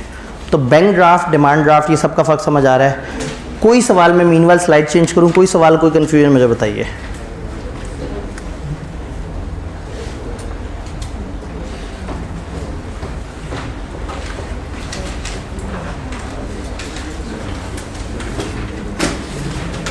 कोई सवाल, कोई कन्फ्यूजन, कोई परेशानी? All clear? पक्का? इंतहाई छोटा सा चैप्टर है और सवाल बहुत ही सीधे सीधे से हैं। मेजॉरिटी सवाल क्रॉसिंग से रिलेटेड है और एक दो जगह पे उन्होंने प्रोटेक्शन टू कलेक्टिंग बैंकर वगैरह को कवर किया है। तो मैं नॉर्मली लोगों से कहता हूँ कि आप जब चैप्टर ख़त्म हो तो आप देखेंगे तो आपको तकरीबन एक सफ़े पे ही इसके जो है ना कोई 13-14 सवाल इकट्ठे मिल जाते हैं। तो खैर चैप्टर 1 के इसके तकरीबन 8-10 सवाल आपको लाइन से इकट्ठे मिल जाते हैं, सीधे सीधे सवाल हैं, कोई बहुत ज़्यादा साइंस नहीं है इसमें। इस चैप्टर की तरफ उनका बहुत ज़्यादा फोकस नहीं है लॉजिकल सवाल बनाने का। तो चैप्टर 15 बड़ा स्ट्रेट फॉरवर्ड सा था। चैप्टर 1 की तरफ आते हैं जो कि अल्हम्दुलिल्लाह फिर से क्रैमिंग है, और क्रैमिंग इधर है शदीद वाली। कुछ चीज़ें समझने वाली हैं, कुछ चीज़ें रट्टा मारने वाली हैं। समझने वाली चीज़ों पे टाइम लगाएंगे, रट्टे वाली चीज़ों पे टाइम नहीं लगाएंगे इंशाल्लाह। यहाँ कोई भाई कुछ कहना चाह रहे थे? जी जी बिल्कुल ऐसे ही है। तो आर्बिट्रेशन हमने कहा था जब हमें जैसी टाइम मिलेगा हम करेंगे, लेकिन हम उसकी वजह से अपने कुछ अहम चैप्टर्स पे आंच नहीं आने देंगे। कल के दिन की वीडियो निकालें, मैंने आर्बिट्रेशन के ऊपर जाके ये बात कही थी कि हम देखेंगे कि अगर मतलब हम इनको डिस्टर्ब किए बगैर उस तरफ आ सकते हैं। दामन वक्त में गुंजाइश निकली तो कर लेंगे, नहीं तो उसी प्ले लिस्ट में मैं आर्बिट्रेशन का पोर्शन कहीं ना कहीं से पकड़ के अच्छा सा फाइन ट्यून एडिट करके उधर अपलोड कर दूँगा, या पिछली दफ़ा ICAP में जो रिवीजन क्लासेस कराई थी मैं वहाँ से कट करके जो है वो उसमें डाल दूँगा। बेहतरीन हो गया। इंट्रोडक्शन टू लीगल सिस्टम देखते हैं गुंजाइश कितनी, मुझे लग रहा है गुंजाइश ज़्यादा नहीं है, क्योंकि ये पॉलिसी जो आ गई है ना उसकी वजह से भी लोग थोड़े परेशान हैं। मुझे लग रहा है कि उस पर भी मुझे को 8-10 मिनट बात करनी पड़ेगी। Introduction to legal system. Legal system किसे कहते हैं? कानूनी निज़ाम। कानून की बात हो रही है तो कानूनदानों की बात भी होगी, कानून के मुहाफ़िज़ों की बात भी होगी, कानून का तहफ़्फ़ुज़ करने और कानून को समझने वालों की बात भी होगी। कानून बनाने वाले और हैं, कानून निफाज करने वाले और हैं, और कानून को समझने वाले और हैं। ये पिलर्स कहलाते हैं पाकिस्तान के। पिलर्स सतून। पाकिस्तान के लीगल सिस्टम में 4 पिलर्स हैं: प्रेसिडेंट और उसका सिस्टम, पार्लियामेंट, जुडिशरी, एस्टेब्लिशमेंट। ये 4 पिलर्स हैं जिनके ऊपर पाकिस्तान का कानूनी ढांचा खड़ा हुआ है। और यहाँ ये समझना ज़रूरी है कि इनमें से हर किसी के क्या क्या अगराज़ व मकासद हैं, ये क्या करते हैं और किस तरह से करते हैं। देखते हैं हमारे पास यहाँ पे कितना वो है। प्रेसिडेंट, पार्लियामेंट, जुडिशरी और प्रेसिडेंट आपको पता है सदर होता है। पार्लियामेंट आपको पता है एक फुल फ्लेज एक बड़ी बॉडी को कहते हैं, मजलिस शूरा को कहते हैं, जिसमें नेशनल असेंबली होती है और सेनेट होता है। इनको मिला के हम कहते हैं पार्लियामेंट। प्रेसिडेंट और ईवाने प्रेसिडेंट यानी कि सदर और ईवाने सदर, उसका एक पूरा एक सिस्टम होता है। पार्लियामेंट का अपना एक निज़ाम है। ये 2 निज़ाम लॉ बनाते हैं, ये 2 निज़ाम लॉ को अप्रूव करते हैं। फिर तीसरा पिलर जुडिशरी। जुडिशरी लॉ को इंटरप्रेट करता है, कानून के मुताबिक सज़ाएं देता है और कानून के मुताबिक चीज़ों को परखता है। फिर आता है चौथा पिलर जो कानून का निफाज करता है, इम्प्लीमेंट करता है। एक मिसकंसेप्शन लोगों के जहन में है कि एस्टेब्लिशमेंट आर्मी को कहते हैं, ऐसा नहीं है। एस्टेब्लिशमेंट गवर्नमेंट के महकमों को कहते हैं। वो तमाम महकमे जो गवर्नमेंट का काम करवा के देते हैं वो एस्टेब्लिशमेंट है। चाहे वो आपकी सड़कें बनाने वाले हों, चाहे वो पार्क्स को सेट करने वाले हों, चाहे वो बॉर्डर की हिफाजत करने वाले हों, चाहे वो चोरों को पकड़ने वाले हों, चाहे वो आग बुझाने वाले हों, ये सब के सब एस्टेब्लिशमेंट है। एस्टेब्लिशमेंट से क्या मुराद है? गवर्नमेंट कंपनी की तरह से काम करती है। जैसे कंपनी होती है, कंपनी में डिपार्टमेंट्स होते हैं, हर डिपार्टमेंट का अपना अपना मकसद होता है। तो इसी तरह से गवर्नमेंट ने अपने कामों को कुछ डिवीजन्स में डिवाइड किया हुआ होता है। एक गवर्नमेंट के जितने भी अगराज़ व मकासद है उसने डिवीज़न बनाए होते हैं। जी हेल्थ डिवीज़न है, ये एजुकेशन डिवीज़न है, ये फाइनेंस डिवीज़न है, ये डिफेंस डिवीज़न है, ये इस तरह का डिवीज़न है, ये उस तरह का डिवीज़न है। तो उन्होंने क्या किया होता है? तमाम कामों को डिवीज़न में डिवाइड किया होता है। उस डिवीज़न के अंदर डिफरेंट महकमे होते हैं। फॉर एग्जांपल एजुकेशन के अंदर हम कहेंगे तो एक HECA के दायरा चल रहा होगा, फिर कुछ और बोर्ड्स होंगे, FSC के बोर्ड्स होंगे, फलाना होंगे। ये अलग अलग अथॉरिटीज़ हैं जो उस डिवीज़न के अंदर आ रही हैं। तो हर डिवीज़न के अंदर फिर गवर्नमेंट का एक पूरा निज़ाम होता है। कुछ इदारे होते हैं, उन इदारे में कुछ लोग मौजूद होते हैं। जैसे फाइनेंस की मिनिस्ट्री के अंदर ICAP का सेटअप भी आता है। इसी तरह से टैक्सेशन वगैरह के निज़ाम वगैरह भी हैं। तो अलग अलग डिवीज़न्स हैं। हर डिवीज़न को एक मिनिस्ट्री कहा जाता है। उस डिवीज़न के ऊपर एक मिनिस्टर होता है जो उनकी तरफ से आता है, और उस मिनिस्टर के नीचे एक पूरा निज़ाम होता है जिसको हम ब्यूरोक्रेसी कहते हैं, ब्यूरोक्रेट्स। ये इसमें टॉप लेवल के लोग होते हैं जो CSS, PCS और इस तरह के मुकाबले का इम्तिहान दे के आए होते हैं। और जो नीचे का लेवल है वहाँ पे जो भर्तियाँ होती हैं जिसमें मुख्तलिफ़ तरीके से जो अखबार में इश्तिहार आता है कि गवर्नमेंट में असामियाँ खाली हैं, फिर लोग अप्लाई करते हैं, NTS वगैरह। तो मतलब गवर्नमेंट का ये जो पूरा निज़ाम है इसमें नीचे लोग और तरीके से आते हैं और आहिस्ता आहिस्ता ग्रो करते हैं, और कुछ लोग ऊपर डायरेक्टली आते हैं ऑफिसर पोजीशन पे जो कि मुकाबले के इम्तिहानों से आते हैं। और इन सब लोगों के ऊपर हेड जो होता है वो सेक्रेटरी होता है उस डिवीज़न का। बट अनफॉर्चुनेटली उस सेक्रेटरी से ऊपर एक बंदा होता है जो मिनिस्टर होता है। और मिनिस्टर में वो पढ़ाई लिखाई वाली बातें नहीं होती जो एस्टेब्लिशमेंट वाले लोगों में होती है। मिनिस्टर जैसे होता है, वो सियासी होता है, उसके मसले होते हैं, उसको अपोजिशन से भी बदले लेने होते हैं। तो ऐसे में एस्टेब्लिशमेंट के लोग फंस जाते हैं। इनको वो करना पड़ता है जो इनको कहा जाता है। तो पुलिस को अगर कोई भी कहेगा, सियासी पार्टी कहेगी कि जी आपने, सियासी पार्टी अपने रेलवे मिनिस्टर से कहेगी कि तुमने पुलिस को कहना है कि फ़लाना बंदे को पकड़ लो, तो उन्हें पकड़ लेना है। और हो सकता है अगली दफ़ा उसी के दुश्मन को, इसी को जिसने पकड़वाया था इसको पकड़ने पहुँचे हुए हों।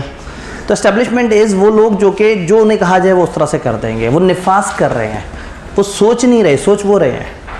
बनाना उन्होंने है, सज़ाएँ इन्होंने देनी है, नाफिज इन्होंने करना है। ये ओवरऑल सिस्टम समझ आया। जान के आपको हैरत होगी कि पाकिस्तान के लीगल सिस्टम में सबसे पावरफुल इंसान मिस्टर प्रेसिडेंट है, सबसे पावरफुल इंसान।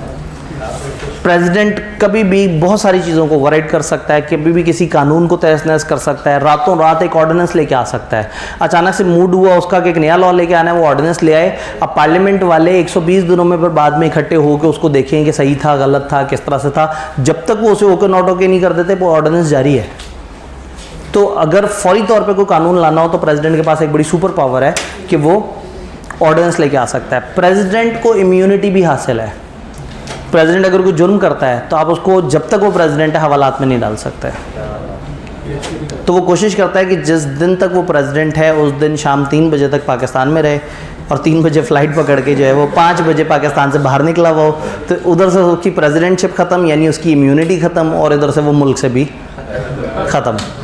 तो इम्यूनिटी है, यानी कि ये प्रेसिडेंट को इख्तियार है। तो प्रेसिडेंट कानून की सबसे बड़ी अथॉरिटी है। पुराने ज़माने में एक बहुत बड़ी पावर होती थी इसके पास, जो ख़त्म कर दी गई है कि अगर इसे लगता है कि नेशनल असेंबली सही काम नहीं कर रही तो वो वन फाइन गुड डे एक साइन करता था और पूरी असेंबली डिसॉल्व हो जाती थी और दोबारा से फिर सारे मुसीबतें होती थी। तो ये बड़ी ख़तरनाक पावर होती थी। तो जरदारी ने इस चीज़ को रियलाइज़ किया था कि ये पावर ख़त्म करा देनी चाहिए, नहीं तो हम तो हर वक्त ही ब्लैकमेल होते रहेंगे। तो उसके बाद से सदर बेचारा जो है ना थोड़ा सा नीवा सा होकर चलता है। वो बिल्कुल ही मतलब हाँ किसी काम का नहीं रहा। वो गरीब ज़्यादा से ज़्यादा ऑर्डिनेंस ला सकता है या किसी एक आध बिल को एक आध दफ़ा रिजेक्ट कर सकता है। अगली दफ़ा जब वो दोबारा से कहीं पायजन की तय उसको फिर उसको साइन करना पड़ता है। तो मासूम आरिफ अलवी पे आप लोग जो है ना मत गुमान मत किया करें कि वो कप्तान से गद्दारी कर रहा है, वो कानूनी तौर पे फंसा हुआ है। अच्छा जी, खैर जो आप लोग भी तो फ़ौरन से गद्दारी के वो चला देते हैं ना, सर्टिफिकेट जारी कर देते हैं, तस्वीरें लगा के नेट पे डाल देते हैं। तो ये 4 तरह के पिलर्स हैं। अब इन 4 पिलर्स में ये लोग कानून बना रहे हैं। जुडिशरी पे हम बात नहीं करेंगे, अदलिया के ऊपर अब कैसे बात कर सकते हैं, एस्टेब्लिशमेंट में हम ज़्यादा बात नहीं करेंगे, ठीक है। ये हसास टॉपिक्स हैं, हम इन पे बात कर लेंगे। जो हमारे अवामी नुमाइंदे हैं, मतलब ये हमारे वोटों से आए ना, इन पे बात करते हैं। नेशनल असेंबली और सेनेट वगैरह इसमें क्या सिलसिला होता है। हम कहते हैं लेजिस्लेशन, पाकिस्तान पार्लियामेंट की तरफ से जो कानून आया है नॉर्मली उसको लेजिस्लेशन कहते हैं। पाकिस्तान में फेडरल पार्लियामेंट्री सिस्टम है। प्रेसिडेंट हेड ऑफ स्टेट है, prime minister head of government है। मुझे तो लगता है स्टेट और गवर्नमेंट एक ही चीज़ होते हैं, नहीं, रियासत और हुकूमत। हुकूमत का मतलब है करंटली मुल्क में कौन रूल कर रहा है, प्राइम मिनिस्टर उनका हेड है। और रियासत है पाकिस्तान, पाकिस्तान का हेड कौन है, प्रेसिडेंट। तो आरिफ अलवी पाकिस्तान का हेड है। और आजकल कौन है, वो अभी चल रहा है या अभी केयर टेकर आ गए हैं, पता नहीं। वो केयर टेकर ने कब से आना है, ठीक है। तो चलें, फ़िलहाल शहबाज शरीफ जो है वो हेड ऑफ गवर्नमेंट। अच्छा, इसके अंदर मजलिस शूरा है। मजलिस शूरा समटाइम इन 2 को कहते हैं और समटाइम इन तीनों को कलेक्टिवली भी कह देते हैं। यानी हम कहते हैं प्रेसिडेंट और पार्लियामेंट मिलकर मजलिस शूरा है। कुछ कानून में ज़्यादातर इन 2 को मजलिस शूरा कह देते हैं, नेशनल असेंबली और सेनेट को। अब इसमें क्या फ़र्क है, एक एक करके देखते हैं। पहले प्रेसिडेंट की बात कर लेते हैं। प्रेसिडेंट के बारे में किताब कुछ बताना चाह रहे हैं। प्रेसिडेंट हेड ऑफ स्टेट है और सिंबल ऑफ यूनिटी है। जगान का तखुवत का मरकज़ और सितारा जगमगाता हुआ। प्रेसिडेंट मुस्लिम होना चाहिए। 5 साल के लिए से सिलेक्ट करते हैं सेनेट, नेशनल असेंबली और मेंबर ऑफ प्रोविंशियल असेंबली। कभी नेट पे सर्च कीजिएगा तो आपको एक बड़ा अजीब सा वोटिंग का सिस्टम नजर आएगा, जिसमें प्रोविंशियल वोट्स भी होते हैं, नेशनल वोट्स भी होते हैं, सेनेटर्स के वोट भी होते हैं, और उसकी मदद से एक ऐसा प्रेसिडेंट आता है जो सबका तकरीबन नुमाइंदा होता है। लेकिन ऑब्वियसली जिसके पास जितनी बड़ी मेजॉरिटी होगी नेशनल असेंबली में, उसकी वोट्स ज़रा ज़्यादा हावी हो जाएंगे, क्योंकि सबसे ज़्यादा जो इंसान बैठे होते हैं वो नेशनल असेंबली में बैठे होते हैं। सेनेट में भी कम होते हैं, प्रोविंशियल असेंबली में भी कम होते हैं। प्रेसिडेंट री इलेक्ट हो सकता है, लेकिन एक बंदा लगातार 2 टर्म से ज़्यादा तक नहीं सदर बन सकता। उसको 1 टर्म का ब्रेक लेना पड़ेगा, फिर वो दोबारा सदर बन सकता है। नेशनल असेंबली की मेजॉरिटी नॉर्मली प्रेसिडेंट को अपॉइंट करती है। प्रेसिडेंट उन कवानीन को अप्रूव करता है जो असेंबली और बाद में सेनेट की तरफ से आए होते हैं। और आखिरी बात सुन के हंसना नहीं है, प्राइम मिनिस्टर को गाइड करता है इन matter of national importance.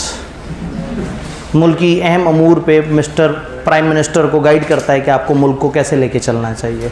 Ignore करते हैं। Prime minister federal cabinet. Prime minister कौन है, नेशनल असेंबली वालों ने मिलकर अपने लिए एक बंदा चूज़ किया। यानी कि अगेन वही बात है ना, मैंने कहा पाकिस्तान एक कंपनी की तरह चल रहा है, तो हम सारे कंपनी के मेंबर्स हैं, हम सब ने वोट से कुछ डायरेक्टर्स को चूज़ करना है। हमने अपने अपने इलाके से नेक, मुत्तकी, परहेजगार, आबिद व जाहिद, सादिक, अमीन लोगों को चूज़ करना है। इन सारे लोगों ने आगे जाके हुकूमत करनी है। फिर ये सारे लोग अपने में से जो सबसे बड़ा शरीफ होगा उसके छोटे भाई को मतलब जो इनमें से सबसे ज़्यादा बेहतर होगा वो उसको प्राइम मिनिस्टर के तौर पे सिलेक्ट कर लेंगे। तो टेक्निकली प्राइम मिनिस्टर हम सिलेक्ट कर रहे हैं, हमने जिन लोगों को सिलेक्ट किया उन्होंने जिसको सिलेक्ट किया, इसका मतलब हमारे नुमाइंदों की ख्वाहिश है ना वो। तो हमें इख्तियार दिया था कानून ने कि मुझे कोई बंदा अच्छा नहीं लगता मैं उसे वोट ना डालूं, मेरे लाग में कोई बंदा बहुत अच्छे काम करवाता है मैं उसे वोट डालूं। तो अगर वोटर अपने वोट को सही से इस्तेमाल करेंगे तो फिर मैक्सिमम मसले हल हो जाएंगे। लेकिन वोटर ठीक है, आपको लगता है कि बिरयानी खा के एक बंदा वोट बदल लेता होगा? और क्या उस जगह पे जब आप बैलेट बॉक्स के अंदर कागज़ डाल रहे हैं और उसको कोई नहीं देख रहा, तो बिरयानी खाने के बाद भी क्या आप अपना वोट वही नहीं दे सकते? तो आपको अगर बिरयानी खिलाए या कीमे वाला नान खिलाए या कुछ भी खिलाए, आपने वो ज़रूर खाना है और वोट उसे देना है जो आपको लगता हो कि हाँ सही कैंडिडेट है। ठीक है, तो आप उसके पैसे ज़ाया करें ना जो गलत तरीके इस्तेमाल कर रहा है, पहले उसका नाम तो ज़ाया करें ना एक। भाई आपने खाया मतलब ज़ाया हो गया ना।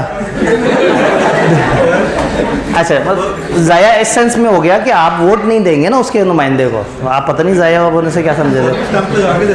प्राइम मिनिस्टर समझ आ गया, तो इस इंडिविजुअल को बाद में प्रेसिडेंट इससे हलफ लेता है। इसके अंदर एक फेडरल कैबिनेट होती है, इसके अपने मिनिस्टर्स होते हैं, यानी कि प्राइम मिनिस्टर चूज हुआ, अब वो क्या करेगा, वो अपने तमाम एस्टेब्लिशमेंट के इदारों के ऊपर एक एक अपना बंदा बैठा देगा।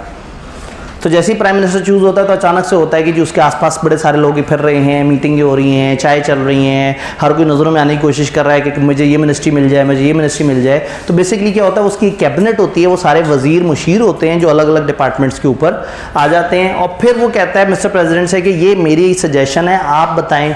तो उसकी एडवाइस पे प्राइम मिनिस्टर के प्रेसिडेंट जो है वो अपॉइंट कर लेता है। मैं इस एडवाइस का तर्जुमा करता हूँ हुक्म। उसके हुक्म पे मिस्टर प्रेसिडेंट उनको ओके कर देते हैं। ये ऐसी है जैसे हम कहते हैं नेशनल असेंबली में मेजॉरिटी प्राइम मिनिस्टर को सिलेक्ट करती है, फिर उस इंडिविजुअल को कौन अपॉइंट करता है, या अपॉइंट करने से मुराद है कि भाई साहब सिर्फ हल्फ लेते हैं और कहते हैं हाँ भाई बहुत बहुत मुबारक हो। तो फेडरल कैबिनेट फिर नेशनल असेंबली के है, इसमें सीट्स लिमिटेड हैं, जितनी पॉपुलेशन है प्रोविंस की उसके हिसाब से मेंबर्स 5-5 साल के लिए आ रहे हैं और डायरेक्ट वोट दे रहे हैं रजिस्टर्ड वोटर, आप लोग अगर रजिस्टर हो जाएं। ये लोग फिर अपने लिए स्पीकर, डिप्टी स्पीकर और प्राइम मिनिस्टर को चूज़ करते हैं। इनका most important function law making और फॉर्मुलेशन है, मजीद हाईलाइट कर दिया मोस्ट इंपॉर्टेंट फंक्शन। इंटरेस्टिंग बात यह है कि जो नेशनल असेंबली का सबसे बड़ा काम है वो कानून साजी है, और नेशनल असेंबली जो काम सबसे कम करती है वो कानून साजी है। सड़कें बनाना इनके ज़िम्मे नहीं है, पुल बनाना इनके ज़िम्मे नहीं है, बेवकूफ़ बनाना इनके ज़िम्मे नहीं है, सारी पार्टीज़ कवर हो गई ना, तो इनके ज़िम्मे ये सब नहीं है। इनके ज़िम्मे है कानून साजी, और ये सबसे कम काम उस पर करते हैं। दुख की बात ये है, आप ये देखिए हम 1872 का कॉन्ट्रैक्ट एक्ट पढ़ते आ रहे हैं, इतना भी इनको मौका नहीं मिल रहा कि हमें एक लेटेस्ट आज के दौर का जदीद कॉन्ट्रैक्ट एक्ट दे दें, नेगोशिएबल इंस्ट्रूमेंट ही बदल दें। बैंकिंग का लॉ है आजकल, इतनी इलेक्ट्रॉनिक बैंकिंग चल रही है। तो कहने का मतलब है कि इन्होंने कानून साजी करनी होती है, असल में बाकी काम इनके नहीं होते, लेकिन ये उन कामों में पंगा ले रहे होते हैं जिसका जो काम है वो नहीं कर रहा। जिसने इंटरप्रेट करके लॉ सज़ा सुनानी है वो एस्टेब्लिशमेंट वालों को जाके देख रहा होता है कि वो डिपार्टमेंट अपना काम सही कर रहे हैं या नहीं कर रहे। तो पता लगता है अदालत वाले छापे मार रहे होते हैं गवर्नमेंट के इदारों पे कि गवर्नमेंट के इदारे सही काम कर रहे हैं या नहीं कर रहे। गवर्नमेंट वाले इदारे कहते हैं भाई हमें क्या देख रहे हो, आप अपने केसेस तो पहले से सही निपटा लो। सदर प्राइम मिनिस्टर के कामों में मुदाखलत कर रहा होता है, प्राइम मिनिस्टर सदर को तंग कर रहा होता है, एस्टेब्लिशमेंट सबको तंग कर रही होती है। तो मतलब ये सब ओवरराइडिंग पावर्स में एक दूसरे के खिलाफ। अंग्रेज़ ऐसा सिस्टम बना के देके गया है कि कहीं कोई गालिब ना आए और इन सबको एक दूसरे के ऊपर बड़ी भरपूर पावर हो, लेकिन उसमें बहरहाल जिसमें यगानगत होती है, जिसमें क़ुव्वत होती है, वो सबसे पावरफुल हो जाता है। प्रेसिडेंट, नेशनल असेंबली, सेनेटर ये लड़ते झगड़ते रहते हैं। तो एक इदारा जो नहीं लड़ता झगड़ता वो एस्टेब्लिशमेंट। एस्टेब्लिशमेंट का मतलब है गवर्नमेंट के सारे महकमे की सारी एजेंसीज। अक्सर मतलब ये गलत फहमी दूर कर दूँ, लोग समझते हैं एस्टेब्लिशमेंट का मतलब है army chief. Establishment, army chief कौन है? आर्मी चीफ एक फोर्स का चीफ है आर्मी का, उसके ऊपर एक और चीफ आएगा जो सारी फोर्सेस का चीफ है, उससे ऊपर सेक्रेटरी डिफेंस आएगा, सेक्रेटरी डिफेंस से ऊपर मिनिस्टर डिफेंस आएगा, और मिनिस्टर डिफेंस पाकिस्तान में मौजूद बहुत सारी मिनिस्ट्रियों में से एक का मिनिस्टर है। तो कानूनी रैंकिंग कुछ यूँ बनती है, कानूनी रैंकिंग मेरे इन अल्फाज में बड़ा गम छुपा हुआ है। कानूनी तौर पे रैंकिंग ये बनती है। बाकी आपको पता है जहाँ सारे कानून फॉलो नहीं हो रहे, जो हम कानून पढ़ रहे हैं इसको क्या कहते हैं? कॉन्स्टिट्यूशन। हम पाकिस्तान का आइन पढ़ रहे हैं, ये 1973 का आइन है। ये 10वां लॉ जो हमारे सिलेबस में है वो 1973 का आइन है। इस वक्त हम आइन में से बातें पढ़ रहे हैं। जल्दी से आगे चलते हैं, वक्त कम है। फिर सेनेट है दूसरा इदारा। सेनेट क्या है? नेशनल असेंबली के लोग रजिस्टर्ड वोटर ने सेलेक्ट किए। अब आपने वोट दे के सेलेक्ट कर दिया, तो आपने सेलेक्ट कर दिया अपने इलाके का जागीरदार, आपने सेलेक्ट कर दिया अपने इलाके का बदमाश, आपने सेलेक्ट कर दिया वो जो पावर वाला बंदा है। आपने पढ़ाई लिखाई तो देखी ही नहीं, आपने तो शख्सियत की बात की, आपने तो पावर की बात की, आपने तो नान खा के वोट दिया। तो ऐसे में क्या हुआ कि जो नुमाइंदे आए वो शायद इतने पढ़े लिखे ना हो, तो फिर हमें एक और बॉडी की ज़रूरत है जो थोड़ी पढ़ी लिखी भी हो। तो फिर सेनेट आती है। सेनेट में कुछ टेक्नोक्रेट्स होते हैं, टेक्निकल सीट्स होती हैं, उलमा की सीट होती हैं, ख़वातीन की सीट होती हैं, अलग अलग तरह से। फिर तमाम सूबों को अक्सरियत बराबर मिलती है। नेशनल असेंबली में क्या होता है कि हर कोई रोता रहता है जी पंजाब के पास सीटें, पंजाब जो कहता है वही पूरे मुल्क में चलता है। तो सेनेट में क्या होगा? पंजाब सिंध दोनों की बराबर सीटें होंगी। और पंजाब में फॉर एग्जांपल अगर 50 लोग हैं और सिंध में अगर 30 लोग हैं और इन सब ने 10-10 सेनेटर अपॉइंट करने हैं, तो पंजाब के 5 बंदे मिलकर एक सेनेटर अपॉइंट करेंगे, सिंध के 3 बंदे मिलकर एक सेनेटर अपॉइंट करेंगे। तो सेनेटर अपॉइंट करते हैं, तो इससे क्या होता है? सूबों की नुमाइंदगी आ जाती है और एक इंडिपेंडेंट बॉडी आ जाती है जो कानून साजी में देख रही होती है नेशनल असेंबली को। ये गड़बड़े करे तो सेनेट ने पूछती है। अच्छा, सेनेट में मिक्सिंग होती है क्योंकि सेनेट का हर 3 साल बाद इलेक्शन होता है और जो बंदे आते हैं वो 6-6 साल के लिए आते हैं। ये अजीब सी बात है, बंदे 6 साल के लिए आते हैं और इलेक्शन 3-3 साल बाद होता है। क्योंकि हुआ ये कि जब पहली दफ़ा सेनेट आई, फॉर एग्जांपल शुरू में ईयर 0 पे सेनेट के आधे बंदों का इलेक्शन हुआ और वो 6 साल के लिए आ गए। जब 3 साल गुजरे तो बकाया आधे बंदे सिलेक्ट हो गए, वो अगले 6 साल के लिए आ गए। जब यहाँ पहुँचेंगे तो इनका टेन्योर एक्सपायर हो चुका होगा, यहाँ फिर आधे बंदों का इलेक्शन होगा, वो अगले 6 साल के लिए होंगे। तो हर 3-3 साल बाद इलेक्शन होगा और हर दफ़ा आधे बंदे सेलेक्ट होंगे और जो सिलेक्ट होगा वो 6 साल के लिए आएगा। तो एट एनी गिवन टाइम एक वक्त में सेनेट में मौजूदा हुकूमत, पिछली हुकूमत और उससे पिछली हुकूमत की नुमाइंदगी मिक्स चल रही होगी और सिर्फ वफाक की नहीं सूबों की भी नुमाइंदगी चल रही होगी। तो this can be reasonably presume कि senate is much more independent इदारा दैन नेशनल असेंबली, क्योंकि उसमें बहुत ज़्यादा मिक्सिंग है और उसके अंदर फिर उतना ज़्यादा दबाव नहीं है या उतना ज़्यादा इन्फ्लुएंस नहीं है रूलिंग पार्टी का। जी, अब पार्लियामेंट क्या है? पार्लियामेंट एक ऊपर एक बॉडी है जिसके अंदर ये 2 हाउसेज हैं। इन 2 हाउसेज को मिला के देखें तो ये पार्लियामेंट कहलाता है। नेशनल असेंबली एक हाउस है, सेनेट एक हाउस है। तो सेनेट के बारे में ये कह रहे हैं कि सेनेट का इलेक्शन 3-3 साल बाद होता है। ये अपने लिए चेयरमैन, डिप्टी चेयरमैन वो करते हैं। ये नेशनल कोहेजन के लिए, हार्मनी के लिए और छोटे सूबों के फियर एलिवेट करने के लिए है कि बड़ों ने तो सारी गेम अपने हाथ में रखी हुई है, उसको कवर करते हैं। चेयरमैन के पास एक खास पावर है कि अगर मुल्क में सदर किसी वजह से सदर की कुर्सी खाली हो जाए तो चेयरमैन सेनेट जो है वो नेक्स्ट इन लाइन है, वो मुल्क का डीम सदर तस्वुर किया जाएगा ऑटोमेटिकली। अगर सदर किसी वजह से मर जाता है, चला जाता है, निकाल दिया जाता है, व्हाट्सएवर, कभी भी सदर की पोजीशन खाली हो तो नए सदर के आने तक चेयरमैन सेनेट मुल्क का कायम मकाम सदर बन जाता है। तो ये एक एक्स्ट्रा पावर है जिसकी वजह से थोड़ा सा ज़रा ये चेयरमैन सेनेट ज़रा सियासी पोस्ट हो जाती है और इसमें फिर जो है वो बहुत नेक अच्छे लोग भी सियासतें करके गलत लोगों के साथ मिल मिला के अपनी पसंद का चेयरमैन सेनेट ले आते हैं ताकि गड़बड़ ना हो। तमाम कवानीन सेनेट भी अप्रूव करती है मनी बिल्स के अलावा। मनी बिल जो पैसे वगैरह के होते हैं, जो बजट्स वगैरह के बिल होते हैं, ये सिर्फ नेशनल असेंबली देखती है क्योंकि उसमें हम डिले नहीं कर सकते। बाकी तमाम बिल्स में सेनेट भी साथ साथ होती है। अब कानून साजी कैसे होती है इसको देखते हैं। मुल्क में कानून साजी कैसे होती है? एक बिल किसी एक हाउस में ओरिजिनेट होता है। बिल का मतलब एक ऐसा लॉ जो अभी पास होना है। किसी भी हाउस में ओरिजिनेट हुआ एक बिल, वो हाउस उसे देखेगा, देखने के बाद वो दूसरे हाउस को भेज देगा कि हमने देख लिया, तुम देखो तुम्हें कैसा लग रहा है। अगर वो दूसरे हाउस के पास गया और दूसरे हाउस ने विदाउट अमेंडमेंट ओके कर दिया तो मिस्टर प्रेसिडेंट को चला जाएगा। और अगर दूसरे हाउस ने गड़बड़ कर दी, उसने कहा नहीं ये सही नहीं है, वापस भेज दिया, तो जो उसने एतराज़ किया वो ठीक करके उसे भेजें। अब उसमें वाजिब होगा कि वो उसको ओके करके मिस्टर प्रेसिडेंट को भेजें। तो इसका मतलब है बिल किसी भी हाउस की तरफ से आ सकता है। सेनेट भी पेश कर सकता है, नेशनल असेंबली भी। नेशनल असेंबली में बिल आया, पहले उन्होंने पास किया, फिर सेनेट को भेजा, या सेनेट में बिल आया था, उन्होंने पास किया और किसको भेज दिया? नेशनल असेंबली को। जब दोनों ने ओके कर दिया तो सदर के पास चला गया और सदर ने भी ओके कर दिया तो एक्ट बन गया। जो सदर खुद ही से कानून ले आए उसे ऑर्डिनेंस कहते हैं और जो पार्लियामेंट की तरफ से आता है उसे एक्ट कहते हैं। अब एतराज़ कहाँ हो सकता है? बिल जिस हाउस में ओरिजिनेट हुआ वहीं एतराज़ हुआ, बेचारा ओरिजिनेट होते ही फौत हो जाएगा। पहला लेवल। दूसरा लेवल, जिस हाउस में ओरिजिनेट हुआ तो उसने को कर दिया, दूसरे हाउस में पहुंचा, इन्होंने एतराज़ कर दिया। अब क्या होगा? ये वापस करेंगे उन्हें और उनसे कहेंगे इसे ठीक करो।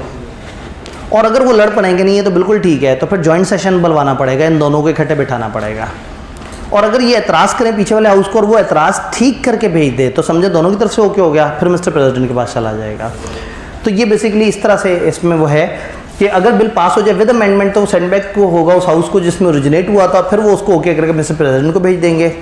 कुछ केसेस में जॉइंट सेटिंग होगी दोनों हाउसेस की, यानी अगर बिल रिजेक्ट होता है अदर हाउस की तरफ से या वो पास नहीं करते तो जॉइंट सेटिंग होगी, या बिल अमेंडमेंट के साथ भेजा जाता है और वो उसके बाद उस पर एतराज़ करते हैं। तो यानी किसी भी जगह जहां आपस में झगड़ा हो जाए दोनों हाउसेस में या इख्तलाफ आ जाए वो जॉइंट सेटिंग होगी। अच्छा, मिस्टर प्रेसिडेंट को भेजें और मिस्टर प्रेसिडेंट कहे कि इसमें मसला है और वापस भेज दे तो वो दोनों हाउसेस को फिर इकट्ठे बैठना पड़ेगा, क्योंकि दोनों हाउसेस ने तो ओके किया हुआ था।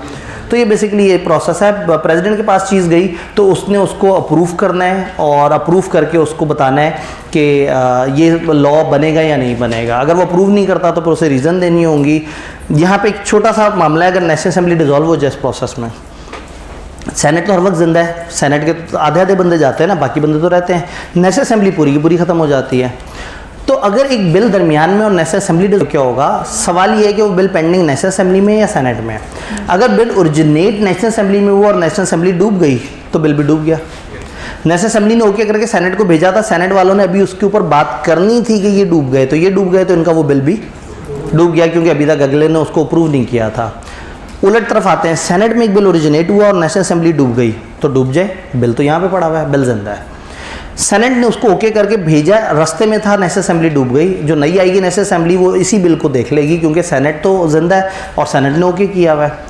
तो आसान अल्फाज में अगर बिल सेनेट में ओरिजिनेट होगा तो नेशनल असेंबली के डिसॉल्व होने से ख़त्म नहीं होगा, और अगर बिल नेशनल असेंबली में ओरिजिनेट हुआ है तो उसके डिसॉल्व होने से वो ख़त्म हो जाएगा। तो किताब में कुछ निशानियाँ बताएंगी, बिल अगर पेंडिंग नेशनल असेंबली में या pass by it but pending in senate तो लैप्स हो जाएगा, और बिल अगर सेनेट में पेंडिंग है और नेशनल असेंबली की भी बारी नहीं आई तो बिल लैप्स नहीं होगा। किताब ने इसको एक फ़्लो चार्ट बना के भी समझाने की कोशिश की है सारे प्रोसेस को। मज़े का फ़्लो चार्ट है, जब आप याद कर लें चीज़ों को तो आप इसको देख लीजिएगा, इससे आपको पूरा फ़्लो समझ आ जाता है, लेकिन अभी दामन वक्त में उतनी गुंजाइश नहीं है। लेजिस्लेशन का प्रोसेस क्या है, मनी बिल नेशनल असेंबली में ओरिजिनेट होगा और ये सेनेट को नहीं जाएगा, ये डायरेक्ट मिस्टर प्रेसिडेंट को जाएगा। ऑर्डिनेंस, प्रेसिडेंट ऑर्डिनेंस बनाता है जब नेशनल असेंबली सेशन में नहीं होती या शदीद मजबूरी होती है। ये बिल 120 दिन तक जिंदा रहता है और 120 दिन के अंदर अंदर इसको नेशनल असेंबली से अप्रूवल की ज़रूरत, पार्लियामेंट से अप्रूवल की ज़रूरत होती है। एक कॉन्सेप्ट है डेलीगेटेड लेजिस्लेशन का। एस्टेब्लिशमेंट का काम है कानून को नाफिज करना और लॉ मेकिंग वालों का काम है कानून बनाना। मज़े की बात है कि उनको पता नहीं होता कि इधर क्या चल रहा है और इनके पास इख्तियार नहीं होता कि कानून बनाए। भाई FBI के पास ये इख्तियार नहीं है कि टैक्स ऑर्डिनेंस बनाए, लेकिन FBI अथॉरिटी है जो टैक्स को देख रही है, उसको पता है टैक्स में क्या मसले हैं। और जिनके पास इख्तियार है उन्हें पता ही नहीं डायरेक्ट इनडायरेक्ट टैक्स में फ़र्क क्या होता है। दुख की बात यह है कि उन्होंने कानून बनाना है। समटाइम क्या होता है कि जो ये बॉडी है कानून साजी करने वाले जो हजरात हैं, ये फॉरवर्ड कर देते हैं एक कानून एस्टेब्लिशमेंट को। उनसे कहते हैं कि ये टेक्निकल कानून है, हम चाहते हैं आप इसको करें। इसे कहते हैं डेलीगेटेड लेजिस्लेशन। उन्होंने अपना कानून उठा के इनको दे दिया, ये उस कानून को देखेंगे, इंटरप्रेट करेंगे, उसको टेक्निकल तरीके से अच्छे तरीके से बताने की कोशिश करेंगे। अब FBR को कहेंगे टैक्स का कानून बनाओ, तो FBR को पता है पाकिस्तान के मसलों मसाइल, वो एक ऐसा कानून बनाएगा जो सबके लिए बड़ा इफेक्टिव होगा। तो डेलीगेटेड लेजिस्लेशन के कुछ फ़ायदे भी हैं, कुछ नुकसानात भी हैं। डेलीगेटेड लेजिस्लेशन समझ आया कि कानून बनाने का काम आप फॉरवर्ड कर दें एस्टैब्लिशमेंट के इसी एग्जेक्टिव को। और जैसे कंपनीज़ एक्ट है जो इंशाल्लाह अगला आप पेपर पढ़ रहे होंगे, उसमें कंपनीज़ एक्ट को SCCP ने इसके ऊपर काम किया था। SCCP वो इदारा है जो कंपनियों को देखता है पाकिस्तान में, उसने उसके ऊपर काम किया था। तो FBR अगर टैक्स पे काम करे, कोई और उस तरह से काम करे, तो फ़ायदा तो ये है कि लॉ बहुत प्यारा बन जाएगा। नुकसान ये है कि लॉ बहुत लेंथी हो जाएगा। नुकसान ये है कि वो अपने इख्तियारात डाल देंगे। आप कंपनीज एक्ट में पढ़ेंगे जगह जगह लिखा हुआ है एज SCCP में स्पेसिफाई, तो फिर टैक्स के कानून में भी FBR इतनी सारी पावर्स अपने पास रख लेगा कि वो फिर इदारा ओवर रूल कर रहा होगा चीज़ों को। ये बल्कि हो सकता है, लेंथी हो सकता है, इसको अपडेट करना मुश्किल हो सकता है। फ़ायदे ये हैं कि टाइम बच जाएगा, एक्सपर्ट की ओपिनियन बन जाएगी, फ्लेक्सिबल है, इसके अंदर छोटी छोटी सी चेंजेस वो बड़े आराम से बता सकते हैं। तो इसके अपने फ़ायदे नुकसानात भी हैं। ये पहले वो पोर्शन है जो कि लॉजिकल है, जहाँ तक हम लॉजिक समझ सकते थे। अब आता है इसमें रट्टे वाला पोर्शन। मैंने चैप्टर को उलट कर लिया कि आपने पहले लॉजिक वाली बात कर ली, अब शुरू में आके रट्टे वाली बात करें। लॉ कैसे कहते हैं, सिस्टम ऑफ रूल्स वगैरह जो लोगों के बिहेवियर को कंडक्ट करने के लिए होता है। फिर किताबों में बताना चाह रही है मर्केंटाइल लॉ कैसे कहते हैं। मर्केंटाइल लॉ एक सिविल लॉ है, सिविल लॉ के ऊपर बात करते हैं जो rights and obligation of persons जो आपस में है उसको डील करता है। मैं अक्सर बोलता हूँ तिजारती कानून, मर्केंटाइल लॉ तिजारती कानून को कहते हैं। ICAP इस पेपर को बिजनेस लॉ कहता है, लेकिन ये असल में बिजनेस लॉ नहीं है, ये मर्केंटाइल लॉ है। पुराने ज़माने में एक मर्केंटाइल लॉ होता था, 2013 में एक कंपनी लॉ होता था। ICAP ने इन दोनों को मर्ज किया और एक बिजनेस लॉ का बड़ा पेपर बना दिया। फिर इसको डीमर्ज करने के बाद छोटे पेपर को बिजनेस लॉ कह दिया और एक दूसरे पेपर को कंपनी लॉ कह दिया, हालांकि वो मर्केंटाइल लॉ और तो लेकिन उस ज़माने की डेफिनेशन अभी भी मौजूद है, क्योंकि बिजनेस लॉ तो ऑफिशियल वर्ड नहीं है, ऑफिशियल वर्ड तो मर्केंटाइल लॉ है। तो mercantile law mainly civil law को डील करते हैं, जो कि लोगों का लोगों से मामला देख रहा होता है। यानी कि कुछ सिविल लॉ होते हैं, कुछ क्रिमिनल लॉ होते हैं। सिविल लोगों का लोगों से मामला, क्रिमिनल लोगों का गवर्नमेंट से मामला। एक बंदे ने दूसरे से कुर्सियाँ ली और उसको पैसे नहीं दिए, तो ये उस बंदे का दूसरे बंदे से मामला है। कुर्सी भेजी, कुर्सी ख़राब थी, उसने कहा मैं कुर्सियाँ लेके आ रहा हूँ, मना कर दिया। ये सारे आपस के मामले हैं। पार्टनरशिप में पार्टनर ने एक दूसरे से धोखा कर दिया, तो ये जो लोगों का लोगों से मामला है ये सिविल है। लेकिन एक बंदा कत्ल करता है, एक बंदा दहशतगर्दी करता है, एक बंदा कानून तोड़ता है, एक बंदा आइन तोड़ता है, एक बंदा रिश्वतें लेता है, ये उसने पूरे मुल्क के साथ जुल्म किया है, ये क्रिमिनल लॉ है। इसमें स्टेट सज़ा सुनाएगी आपको। यानी कि जो दो पार्टीज़ होती है ना, एक एक वो शख्स जिस पर इल्ज़ाम लगा और एक जो इल्ज़ाम लगा रहा है, तो सिविल लॉ में ये दोनों इंसान होते हैं। क्रिमिनल लॉ में एक तरफ एक बंदा जिस पर इल्ज़ाम लगा और दूसरी तरफ गवर्नमेंट खड़ी हुई होती है, रियासत होती है, रियासत बामुकाबला वो शख्स होता है। तो यहाँ किताब इन दोनों में फ़र्क बताने की कोशिश करती है कि सिविल लॉ में राइट्स एंड ड्यूटीज़ पर्सन्स की आपस में हैं, और हम देखते हैं कि जो रॉन्ग डूअर है उससे रेमेडी वगैरह किस तरह से ली जाए। वायलेशन सिविल लॉ की टॉट है, बुरी बात है, जुर्म नहीं है, क्राइम नहीं है, गलत बात है। और ये क्या है, कंडक्ट जो अनडिज़ायरेबल है और हम चाहते हैं कि लोग क्या ना करें, और यहाँ जो लोग गलत काम करेंगे वो क्राइम कहलाएगा और स्टेट उनके खिलाफ एक्शन लेगी। इसका पर्पज़ है इंजर्ड को कंपनसेशन देना, याद है, मजलूम की हिमायत, और इसका मकसद है जालिम को सज़ा सुनाना, पनिश करें ताकि सोसाइटी रेगुलेट हो। यहाँ पे जो हार्म हुआ है उसके ऊपर मुकदमा होगा। यहाँ ज़रूरी नहीं कि हार्म हुआ हो, आपने सिग्नल तोड़ा और किसी से टक्कर नहीं भी लगी तो भी आपने सिग्नल तोड़ा, कानून तोड़ा, तो गड़बड़ हो जाएगी। मैं बल्कि पैगाम दे दूँ इंतज़ामिया को, शायद उनको बाहर भी अगर कोई स्टूडेंट गलती से आ जाए तो उन्हें बताना है कि आज क्लास जो है ना वो कम से कम 20 मिनट लेट है। अब वो सर ने भी बच्चों को बताया हुआ होगा, लेकिन वो हो सकता है सर ने कितना बताया हुआ है, 7:30 बताया हुआ है, बस ठीक है, सही है। मैं 2:35 तक जा आखिरी दिन आगे सर के पास टाइम ही टाइम होगा, वो जो है ना आराम से खेलते रहेंगे। कहने का मतलब है सिविल लॉ में नुकसान हुआ है। याद है एक बंदे ने दूसरे को कुर्सियाँ नहीं सप्लाई की, और लेकिन मार्केट में रेट हल्का चल रहा था, नुकसान ही नहीं हुआ, तो कोई मसला नहीं था। लेकिन अगर आपने कोई जुर्म किया है तो भले आपने नुकसान किया या नहीं किया, आपको अदालत सज़ा सुनाएगी। तो बर्डन ऑफ प्रूफ, यहाँ पे बर्डन ऑफ प्रूफ है हल्का और यहाँ बर्डन ऑफ प्रूफ है भारी, क्योंकि यहाँ स्टेट ने सज़ा सुनानी हो, शायद सज़ाए मौत हो। तो यहाँ जब तक 100% बियॉन्ड ऑल डाउट्स, जब तक फैसला ना आ जाए तब तक बात नहीं होगी। और यहाँ हम कहते हैं कि ज़्यादा चांसेस भी हों कि ये ज़्यादा बुरा और ये कम बुरा, तो जिस ज़्यादा बुरा उसको सज़ा मिल जाए। यहाँ रेमेडी, डैमेजेस और इस तरह की चीज़ें हो सकती हैं। रेमेडी जो है फ़ाइन भी हो सकता है और कैद भी हो सकती है। याद है कॉन्ट्रैक्ट एक्ट में हमने कहीं ये नहीं कहा था कि इस बंदे को जेल भेज देंगे। हम कहते थे उसे कहेंगे मेरा नुकसान हुआ है, मुझे पैसे दो, मुझे पेनल्टी दो, लेकिन हमने जेल तक की बात नहीं की थी। यहाँ जेल शेल वगैरह भी हो रही है। इसकी कुछ एग्जांपल, कॉपीराइट डिस्प्यूट, कि एक बंदे की एक बनी हुई चीज़ है दूसरे ने चोरी कर ली और तो उसका नुकसान हुआ। करैक्टर डिफेमेशन, हतक की इज्जत, और जो कॉन्ट्रैक्ट एक्ट वगैरह। आप एग्जांपल देना चाहें तो आप कॉन्ट्रैक्ट एक्ट और पार्टनरशिप को यहाँ एग्जांपल दे सकते हैं। अगर क्रिमिनल लॉ की एग्जांपल देखना चाहें, पाकिस्तान पिनल कोड, दफ़ा ताज़ीरात पाकिस्तान, जिसका जगह जगह हम जिक्र करते हैं, एंटी मनी लॉन्ड्रिंग का कानून, इलेक्ट्रॉनिक क्राइम का कानून, ये सारे क्रिमिनल लॉज हैं जिसमें क्राइम पे सज़ा सुनाई जाती है। लॉ के सोर्सेज क्या हैं, लॉ कहाँ से आता है? वो कहते हैं लॉ के कुछ सोर्सेज हैं, या लेजिस्लेशन से आता है, यानी कि पार्लियामेंट या सदर ऑर्डिनेंस या एक्ट बनाते हैं। दूसरा प्रेसिडेंट क्या होते हैं? अदालतों की किए हुए फैसले। अगर कुछ सीनियर अदालतों ने कुछ फैसले किए हैं तो जूनियर अदालतों में वो फैसले मानने वाजिब होते हैं। एक बड़ी सीनियर अदालत ने एक मामले का खास फैसला सुनाया कवानीन के मुताबिक, तो छोटी अदालत में एग्जैक्टली जब वही वाला केस आएगा तो छोटी अदालत का जहाँ वो उसने कानून की और किताबें देखनी है, वहाँ उसने एक किताब देखनी है जिसमें प्रेसिडेंट्स लिखे हुए हैं, बड़ी अदालतों के फैसले। अगर तो फैक्ट सेम है तो वो वही फैसला सुनाएंगे जो बड़ी अदालत ने सुनाया था। दुख की बात है कि अगर बड़ी अदालत ने गलत फैसला सुना दिया तो ये भी गलत फैसले को कानून मान लेंगे। तो जो जुडिशल सिस्टम है उसमें कानून की एक और किस्म भी होती है, प्रेसिडेंट उनके लिए पिछले हुए हुए कानून जो है वो भी कानून रखते हैं। एग्रीमेंट, समटाइम पार्टीज़ का आपस में एग्रीमेंट होता है जिसमें कानून बन जाता है। और देन कस्टम्स, कई दफ़ा रवायात होती हैं, कई दफ़ा तौर तरीके होते हैं, कई दफ़ा कुछ इलाके में कुछ चीज़ें ऐसी होती हैं जो कानून नहीं होती लेकिन कानून बन जाती हैं कि इस इलाके में शाम 7 बजे के बाद नहीं निकलना, ठीक है। अब वो शाम 7 बजे के बाद नहीं निकलना आहिस्ता आहिस्ता कानून बन जाता है और वालिदैन बच्चों से कहते हैं कि नहीं बेटा 7 बजे के बाद घर से बाहर नहीं निकलना। कहता है कौन सी कानून की किताब में लिखा है, किसने मना किया? वो कहते हैं नहीं भाई, जो हमारा समाज है, जो ओवरऑल सिचुएशन है उसमें हमें लग रहा है कि ये ख़तरनाक बात है। तो कुछ कानून नहीं होते, रवायात होती हैं, और वो रवायात इतनी सख्त होती हैं कि कानून की तरह वाजिब हो जाती हैं। किताब ने एग्जांपल दी जैसे रिलीजियस कुछ सेंटिमेंट्स, वो भी तकरीबन कानून के बराबर अहमियत रख रहे होते हैं। तो समटाइम उसकी सेंसिटिविटी भी कानून के बराबर होती है। तो ये कुछ चीज़ें बताई हैं। यहाँ भाई एक सवाल पूछना चाह रहे थे, जल्दी से सवाल पूछें क्योंकि हमने अब आगे जाना है। सर सिविल लॉ भी तो अदालत डील करता है, अदालत भी तो गवर्नमेंट की तरफ से होता है। जी, अदालत डील करता है, अदालत डील करता है जज बन के। अदालत इज़ नॉट गवर्नमेंट। अदालत तो वो है ना मुंसिफ, काजी, वो तो साइड पे बैठ के वो तो गवर्नमेंट का केस भी सुनेंगे। अगर गवर्नमेंट ने जुर्म किया तो उनको भी सज़ा सुनाएंगे। तो अदालत ने केस सुनना है, सिविल होगा, एक इंसान और 2 इंसान आए और उन्होंने कहा इसने मेरे साथ जुल्म किया, उसने कहा इसने मेरे साथ जुल्म किया।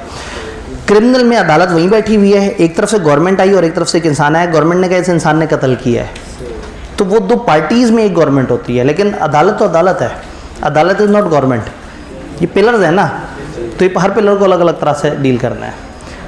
आईन पाकिस्तान, किताब को अचानक से लगा कि आपको आइन की जानकारी भी होनी चाहिए, तो हमारे सिलेबस में उन्होंने आइन का एक बेसिक स्ट्रक्चर दे दिया। उन्होंने कहा जो आइन है वो अप्रैल 10 को बना था लेकिन अगस्त 14 को रेटिफाई हुआ था, इसकी तस्दीक तब हुई थी, अच्छी तारीख थी। उन्होंने कहा सोचा इस वक्त कर देते हैं। ये सबसे सुप्रीम लॉ है, ये तमाम मुल्क के सारे लॉ को ओवरराइड करता है। मुल्क में कोई भी लॉ कॉन्स्टिट्यूशन के अगेंस्ट नहीं आ सकता। कॉन्स्टिट्यूशन में एक प्रीएम्बल है यानी प्रीफेस है, दिबाचा है, इसके 12 पार्ट्स हैं जो अलग अलग चीज़ें बता रहे हैं, उसमें 5 स्केजुअल्स हैं जिसमें कुछ इन्फॉर्मेशन है। काश इतना कह देते हम भी मुस्कुरा के मान लेते। उन्होंने आगे से बताना शुरू कर दिया कि कौन कौन से पार्ट में क्या क्या लिखा हुआ है और कौन कौन से पार्ट में कौन कौन से आर्टिकल्स हैं। ये पार्ट का नाम लिखा हुआ है, ये आर्टिकल नंबर हैं। जैसे सेक्शंस होते हैं ना, इस तरह से आपने सुना होगा आर्टिकल 62-63, आर्टिकल फलाना, आर्टिकल 58(2)B। तो गवर्नमेंट के इस कानून में आर्टिकल्स होते हैं। तो ये उन्होंने बताया ये वाला पोर्शन, इसमें ये वाले आर्टिकल्स और इसमें मोटी मोटी ये वाली बातें।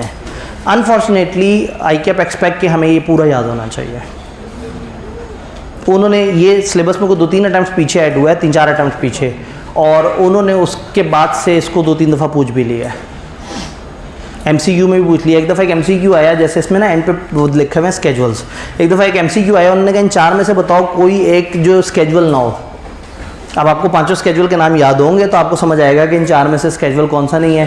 फिर हर पोर्शन का अलग अलग। तो इसमें मैं क्या गाइड कर सकता हूँ, ये कि आपने ये जो सेंटर वाला है आर्टिकल नंबर ये याद नहीं करना, ये फिर टू मच बेरहमी हो जाएगी कि हम आर्टिकल नंबर भी याद करें। ये पोर्शन और यहाँ से कुछ की पॉइंट्स, मैंने क्या किया, की पॉइंट्स को अंडरलाइन कर दिया है कि आप बाद में कभी किसी टाइम पे वीडियो देखें तो आप ऐसा अंडरलाइन पोर्शन को उठा के हाईलाइट कर लें। अगर आप इतने पोर्शन को जहन में रखें तो भी काम चल जाएगा। फिर मैंने सोचा कि जब मैं अंडरलाइन कर रहा हूँ और दिखाई रहा हूँ तो मैं एक दफ़ा अगली मेहनत भी कर लूँ। तो जब आपने रट्टा लगाना ही है और की पॉइंट्स जहन में रखने हैं, ज़रूरी नहीं कि आप पूरा वर्ड बाय वर्ड याद करें, बस आप की पॉइंट्स आपके जहन में हो कि फॉर एग्जांपल इस पोर्शन में इंट्रोडक्टरी में आइडेंटिफिकेशन ऑफ कंट्री होगी, इसकी टेरिटरीज का जिक्र होगा और एक्सप्लॉयटेशन ऑफ इंडिविजुअल्स का जिक्र होगा। की पॉइंट्स जहन में रखने, पेपर में खुदा ना खास्ता आ जाए तो आप उनको जोड़ के कुछ ना कुछ सेंटेंस बना लें। तो ये एक छोटी सी डायग्राम, इसमें एक सफ़े पे सारे पोर्शंस हैं और सारे पोर्शंस में से कुछ कीवर्ड्स इकट्ठे कर दिए कि प्रीएम्बल में ऑब्जेक्टिव ऑफ कॉन्स्टिट्यूशन है, Muslim in accordance with Quran and Sunnah काम करें, माइनॉरिटीज़ और guarantee of fundamental rights. Introductory में इस्लामिक रिपब्लिक ऑफ पाकिस्तान है, डिवाइडेड इनटू 4 टेरिटरीज और रिलीजन ऑफ स्टेट है। फलाना में ये चीज़ है, ये चीज़ है, ये चीज़ है। तो मैंने क्या किया, इन सारे पार्ट्स के ऊपर उनकी मोटी मोटी सी समरी या की पॉइंट्स दे दिए हैं कि आपके पास ये चीज़ हो। इस कागज़ को हम अलग से भी ग्रुप में शेयर कर देंगे भाई, अगर नोट कर रहे हैं तो ये वाला पेज हम अलग से भी ग्रुप में शेयर कर देंगे। वो जो ग्रुप चल रहा है जिसमें बीलॉ में, वो दोनों ग्रुप्स में हम इसको शेयर कर देंगे। तो ये वहाँ पे होगा, तो आपको ये देख के आप इसको आराम से इंशाल्लाह रट्टा लगा सकेंगे। अनफॉर्चुनेटली रट्टा है और ये चैप्टर फुल ऑफ रट्टा है। दुआ करें कि पहले पोर्शन से सवाल आ जाए, जो हमने पढ़ा वो लॉजिकल है, आसान है। इसमें क्रैमिंग थोड़ी ज़्यादा है लेकिन क्रैमिंग आसान हो सकती है, बस इस सफ़े को याद कर लें तो एटलीस्ट ये आइन वाला मामला तो सीधा होता है। डन। यहाँ पर हम चलते हैं एंड ऑफ सेशन की जो डिस्कशन है। इसका मतलब है चैप्टर 18 हम आर्बिट्रेशन नहीं कर सके, जो मैं अलग से अब आप लोगों को वीडियो की फॉर्म में अवेलेबल करवा रहा हूँ इंशाल्लाह ताला। लेकिन कुछ बड़ी अहम बातें जो करनी ज़रूरी हैं आपको समझाने के लिए, अल्लाह करे आप समझ सकें।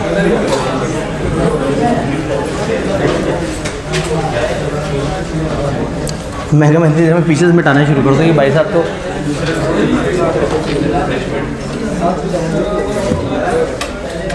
यही इसने बचपन में नीडो पिया होता ना। चला है भाई। हाँ जी, जल्दी से कोई सवाल। जी जी, कहाँ जी? ईमेल की थी, रिप्लाई नहीं किया। ठीक है, सही है, एक अहम बात है। मैंने कहा मैं नॉर्मली डेली बेसिस पर रिप्लाई कर रहा होता हूँ, मैं अपनी स्टेटमेंट रिवाइज़ करता हूँ। पिछले 1-2 दिन में मैं डेली सुबह 3:45 के आसपास घर पहुँच पा रहा हूँ, और मैं अपने कंप्यूटर तक भी नहीं पहुँच पा रहा, ईमेल्स तक।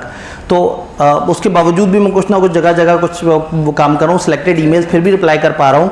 और इस वक्त चूँकि अर्ली एनरोलमेंट ओपन हुई है, तो कल के दिन में 125 ईमेल्स आ गई। मतलब लोग भी जज्बाती हुए होते हैं कि दाखिला मिल जाए, पता नहीं सीटें ख़त्म नहीं हो जाएंगी। मैंने वीडियो में बाकायदा खासतौर पे कहा है कि नहीं ख़त्म होंगी सीटें, हम वो नहीं करेंगे कि नहीं आ जाओ एडमिशन ले लो, मर जाओगे तबाह हो जाओगे।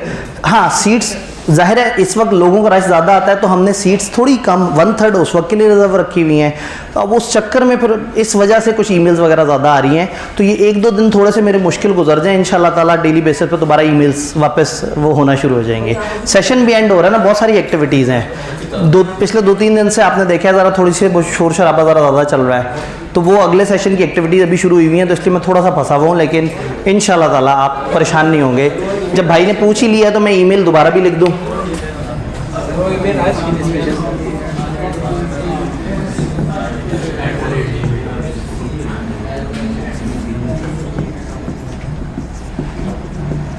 तो आसान से आतिफ आब्दी और fca@gmail.com। जी, ईमेल आज के लिए तो ईमेल आज के लिए था, मैंने कहा ईमेल आज के लिए किया था। नहीं, एक ईमेल तो ऐसी मैंने जवाब दिया है। एक भाई ने मुझे ईमेल की थी कि सर वो आखिरी दिन है तो क्लास में एक पार्टी होनी चाहिए। ये ईमेल जो है वो मुझे नज़र आ गया। मतलब वही बात है कि ईमेल मैंने जब देखी कि लंबी लंबी, मैंने कहा तसल्ली से जब टाइम होगा तो ये वाली ईमेल को मैंने रिप्लाई कर दिया था। मेरे ख्याल में रिप्लाई शायद वो बच्चे तक नहीं पहुँचा अभी तक। तो वो रिप्लाई यही किया था कि भाई मतलब इस वक्त हमारा दामन वक्त में गुंजाइश कम है, ऑलरेडी मारा मारी चल रही है। अगर थोड़ा पहले बताया देते तो शायद आपको मतलब लेक्चर के स्टार्ट में या कुछ और इस तरह से वो कर लेते। और वैसे भी मतलब ट्रीट यही है कि आप लोगों ने पढ़ लिया। और बीच में हमने जिस दिन बारिश वाले दिन बच्चे आए थे, तो हमने पूरी क्लास जिसमें 250 बच्चे होते हैं और फोल्डिंग्स डाल के 200 से ऊपर बच्चे चले जाते हैं, उस पूरी 200 प्लस वाली क्लास वाले कमरे में जितने भी लोग उस दिन आए हुए थे, ठीक है, कम से कम गिनती तो पूरी हो ना, उन सारे लोगों को 100% बच्चों को चाय मिली थी। और जो है वो महसूस हुए थे उस वक्त। अच्छा खैर, असल में बस यही था। मैंने उस बच्चे को भी यही कहा था कि भाई इस वक्त प्रॉब्लम है कि मार्जिन कम है हमारे पास टाइम का, और अगर कोई नॉर्मल डेज होते, टाइम कम होता, इवन ये पॉलिसी ना आई होती तो थोड़ी गुंजाइश निकल आती। 2-3 बातें हैं। मैं सबसे अहम बात जो है that is hands on course. अजीब सी बात है, मुझे इस वक्त नहीं करनी चाहिए, लेकिन मुझे यकीनन करनी चाहिए। लोग शदीद इतनी परेशान रहते हैं। एक दफ़ा मैं आपको और रहमत दूंगा अगर रोशनी कर सकें। हैंड्स ऑन कोर्स, थोड़ा सा मैं आपको फ्रेमवर्क बताऊं हैंड्स ऑन कोर्स क्या है। कैफ कंप्लीट होने से पहले आपने 2 हैंड्स ऑन कोर्स करने होते हैं। एक को पीपी कहते हैं, एक को एमएस ऑफिस कहते हैं। एमएस ऑफिस रिलैक्स है, एमएस ऑफिस है ऑनलाइन, मतलब ऑनलाइन भी ऑप्शन है, फिजिकल भी ऑप्शन है। एमएस ऑफिस में आपको पर मंथ आवर्स की लिमिटेशन नहीं होती।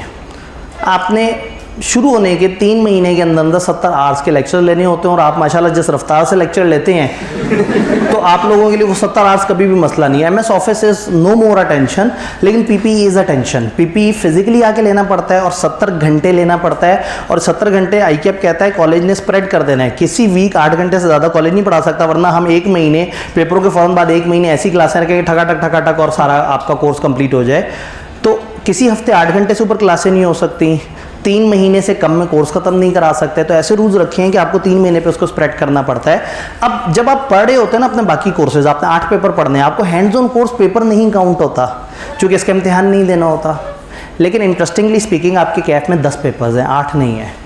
ये 2 पेपर अगर पास नहीं हुए हुए या इन 2 का सर्टिफिकेट आपके पास नहीं है तो आप फर्म के लिए एलिजिबल नहीं है। तो आपने आइडियली इसको प्लान करना होता है। तो मैं हमेशा मानता हूँ कि जो फर्स्ट अटैम्प्ट है ना स्टूडेंट्स की, उसमें तो वो पहली दफ़ा सीए में आए हैं, उनको कुछ और नहीं करना चाहिए। वो 2-3 पेपर जो कर रहे हैं उनको बस वो पेपर करने चाहिए। लेकिन जब सेकंड अटैम्प्ट में जाएं, यानी कि अब मोस्ट प्रॉब्ली आप लोग जो कि अगर मुझे आज बीलो में नज़र आ रहे हैं तो मोस्ट प्रॉब्ली आप लोगों की आने वाली अटैम्प्ट ज़्यादातर चांसेस हैं कि सेकंड अटैम्प्ट हो। आइडियली सेकंड अटैम्प्ट के स्टार्ट से आपको कम से कम पीपीई उठा लेना चाहिए, ताकि वो 3 महीने जिसमें 1.25 महीने तक तो रिजल्ट की अनसर्टेनिटी होती है, पता नहीं क्या आना है, और रिजल्ट आने के महीने तक उसका शौक, पास हो गए होते हैं ना तो बंदा शौक में बैठा हुआ होता है कि ये क्या हुआ। तो मैं हमेशा पॉजिटिव बात निकालने की कोशिश करता हूँ हर जुमले में से।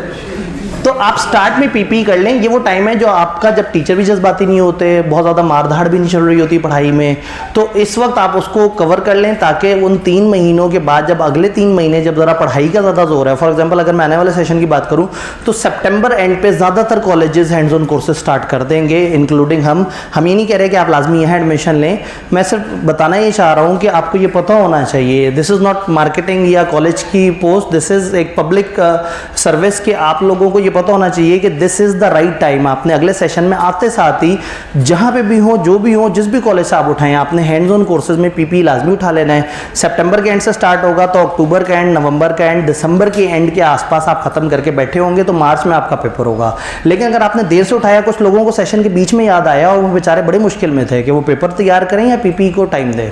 पीपी के फिर बैचेस वगैरह होते हैं, कोई एक हफ्ते में 1 दिन वाला बैच होता है, कोई हफ्ते में 2 दिन वाला बैच होता है, कोई 5-6 दिन वाला बैच होता है। हम हर तरह के बैचेस भी बनाते रहते हैं ताकि अलग अलग तरह के स्टूडेंट्स फैसिलिटेट हों। लेकिन दिस इज़ इंपॉर्टेंट कि पीपी आपने लाजमी करना है, नहीं तो ये अटक गया ना एक दफ़ा तो आप हर वक्त परेशान रहेंगे कि इसको मैं किस वक्त कवर करूँ।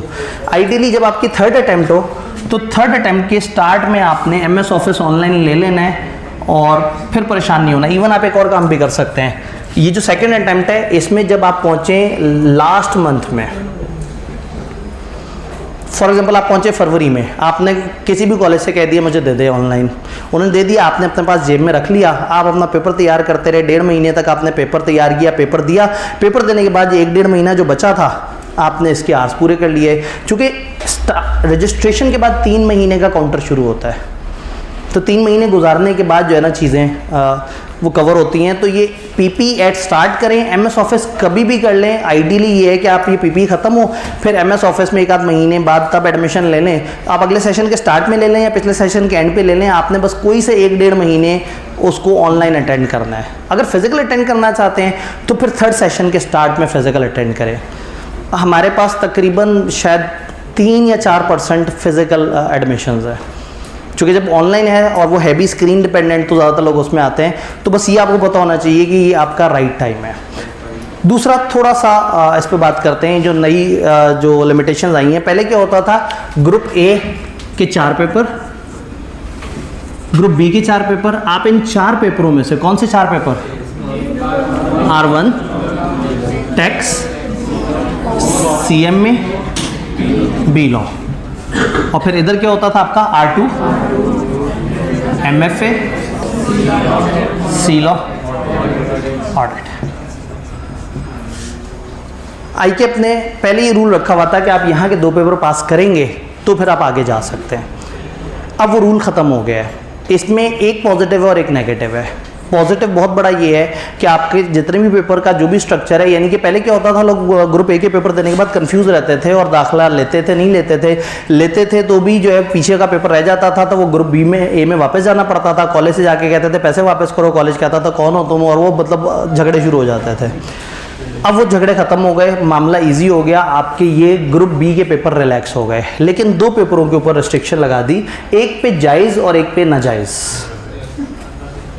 FR2 वो कहते हैं FR2 आप तब दे सकते हैं जब आपका FR1 पास हो, अपीयर नहीं, पास हो।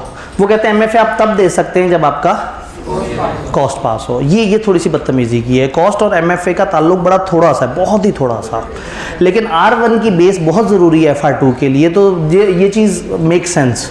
लेकिन इन रिस्ट्रिक्शन के बाद टेक्निकली अब आपके 2 ग्रुप्स बन गए हैं,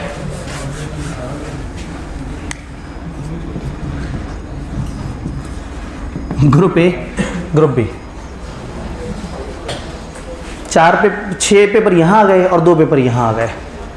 आइडियली शायद अब ये सबसे आखिरी पेपर आपके बन रहे हो। अब अगेन आप लोग तो इस वक्त बीच में हैं, तो आप अपने मिसिंग कम्बिनेशन उठाएंगे। कहने का मतलब अब आपने ग्रुप बी से वो पेपर उठा सकते हैं जो आप उठाना चाहें। ऑडिट में कभी भी रिकमेंड नहीं करता था लोगों को कोई FR2 से पहले उठाए, लेकिन अब जो कम्बिनेशन है उसमें यह है कि FR1 आपने दिया हुआ होगा, उसका रिजल्ट अभी पता नहीं होगा, और खुदा ना खास्ता अगर रह जाए तो ऑडिट तब तक नहीं उठा पा रहे होंगे जब तक FR2, और फिर FR2 सबसे एंड पे उठाना और उसके बाद ऑडिट उठाएं, इसके साथ उठाएं तो फिर मुश्किल हो जाएगा। तो अब ऑडिट हो सकता है लोग दरमियान में उठा रहे हों। तो अब अगेन जो ऑडिट के टीचर्स हैं, हम लोग मतलब मैं खुद भी 1-2 टीचर्स के साथ ये प्लान है कि उनसे मुलाकात करके कहूँ कि हम लोग अब प्लान ये रखा करें कि हम ऑडिट में बच्चों को खुद ही से FR2 के वो वाले कॉन्सेप्ट जो ऑडिट में इस्तेमाल होने हैं हम अपने ऑडिट के लेक्चर में इनकॉर्पोरेट कर दें। तो ऑडिट वॉज द पेपर जो सीनियर पेपर होता था, वो ऑडिट थोड़ा सा पीछे आ गया है क्योंकि अब FR2 तब तक नहीं ओपन हो सकता जब तक FR1 पास ना हो, MFA तब तक ओपन नहीं होगा जब तक CMA। ये MFA वाली चीज़ पे बहुत एहतजाज चल रहा है, तकरीबन सारे कॉलेजेस ऑफिशियली ICAP को बार बार कह रहे हैं। तो शायद अल्लाह करे, दुआ करें कि ये वाला एतराज़ लिफ्ट हो जाए, लेकिन ये एतराज़ अपनी जगह पे उसी तरह से वैलिड है। कहने का मतलब है कि अब आने वाले टाइम में अगर आप FR2 सोच रहे थे तो एक दफ़ा पहले FR1 के पास होने का इंतजार आपको करना पड़ेगा। इसका मतलब है फिर आने वाले सेशन में FR2 should be the paper जिससे आप थोड़ा सा दूर रहे। अगर आप ग्रुप ए में इस वक्त मौजूद हैं तो मोस्ट प्रॉब्ली आपका अगली दफ़ा CM में उठना बनता है। आप पहले 2 पेपर दे रहे हैं तो भी आपकी कम्बिनेशन में कहीं ना कहीं CM में आएगा, 3 दे रहे हैं तो भी आ जाएगा। तो जिस तरह से भी है, इसी तरह से सीलो अब बड़े आराम से पकड़ा जा सकता है। सीलो इन 8 में सबसे छोटा पेपर है। तो मेरे ख्याल में ज़्यादातर लोगों का कम्बिनेशन CM में सी लॉ लाजमी बनेगा। फिर वो लोग जो इंतज़ार करना चाहते हैं कि FR1 पास हो जाए तो FR2 उठाऊं, वो भी नहीं। तो दूसरे लोग क्योंकि ये भी आपके लिए बाउंड हो गया, ये भी बाउंड हो गया और CM में पढ़े हैं तो MFA ये तो नहीं उठा सकते, तो आपके पास फिर चॉइस बच जाएगी इस पेपर की। अब ये 2 ऑप्शन है, या तो आप ये पेपर उठा लें ये सोच के कि पता नहीं मेरे FR1 का क्या बनना है, या आप इंतज़ार करें 2 पेपर उठा के रिजल्ट तक इंतज़ार करें और देखें। और हो सकता है आपका पीछे से भी कुछ रहता हो, ये नहीं अब पीछे से कुछ रहता का मतलब है कि कोई ना कोई और आपका पेपर हो सकता है। आपने 2 पेपर दिए हो, मतलब मैं ये अजम्पशन क्यों लूँ कि सब लोगों ने लाजमी 3 पेपर दिए हुए हैं। तो मुझे ये लगता है कि अब जो हमारी फर्स्ट अटेम्प्ट बनती है ना, उसमें लोग सबसे पहले जब CA में आएंगे अगर ये सारे प्रॉब्लम्स रहते हैं तो उन्हें FR1 लाजमी उठाना चाहिए। उसके बाद 3 पेपर हैं, B law, tax, C law. Ideally ये 1 पेपर उठा के इन 3 में से कोई से 2 पेपर उठा लेने चाहिए। FR1 को अच्छा टाइम दें, अच्छी लॉजिक दें, FR1 को फॉर श्योर क्लियर करने की कोशिश करनी है। फिर आप सेकंड जोन में जाएंगे तो मोस्ट प्रॉब्ली आप CM में उठाएंगे और CM में के साथ इधर इन 3 में से जो आपने छोड़ा था वो उठाएंगे। और फिर अब डिपेंड करता है कि आपने रिजल्ट का इंतजार करना है या नहीं करना। करना है तो शायद इंशाल्लाह आप FR2 उठा रहे हो, और नहीं करना तो फिर यहाँ पे शायद ऑडिट उठाना पड़ जाए, जो कि थोड़ा मैच्योर पेपर है, इस टाइम पे रिकमेंडेड नहीं है। लेकिन अगर ये दोनों रिस्ट्रिक्शंस लगी रहें तो फिर शायद यहाँ पे ऑडिट सूट करे शायद। तो ये एक ओवरऑल डिस्कशन है। तो अब आपने ऑडिट की एक लिमिटेशन जो नॉर्मली हम बताते हैं वो FR2 से पहले नहीं हो सकता, लेकिन अब इस सारे केस में हमें अंदाज़ा है कि लोगों ने FR2 बाद में उठाना है, ऑडिट पहले उठा लेना है, तो अब हमें उसके लिए रेडी रहना पड़ेगा। यानी कहने का मतलब है कि CM में और C लॉ शायद अब आपकी राइट चॉइस है आने वाली अटेम्प्ट के लिए। ये 2 तो पहले दिन से उठा लें और फिर सोचेंगे आपने रिजल्ट का वेट करना है या नहीं करना, क्योंकि रिजल्ट FR1 का पास होगा। अगर आपका FR1 पहले से पास है फिर तो बहुत अच्छी बात है।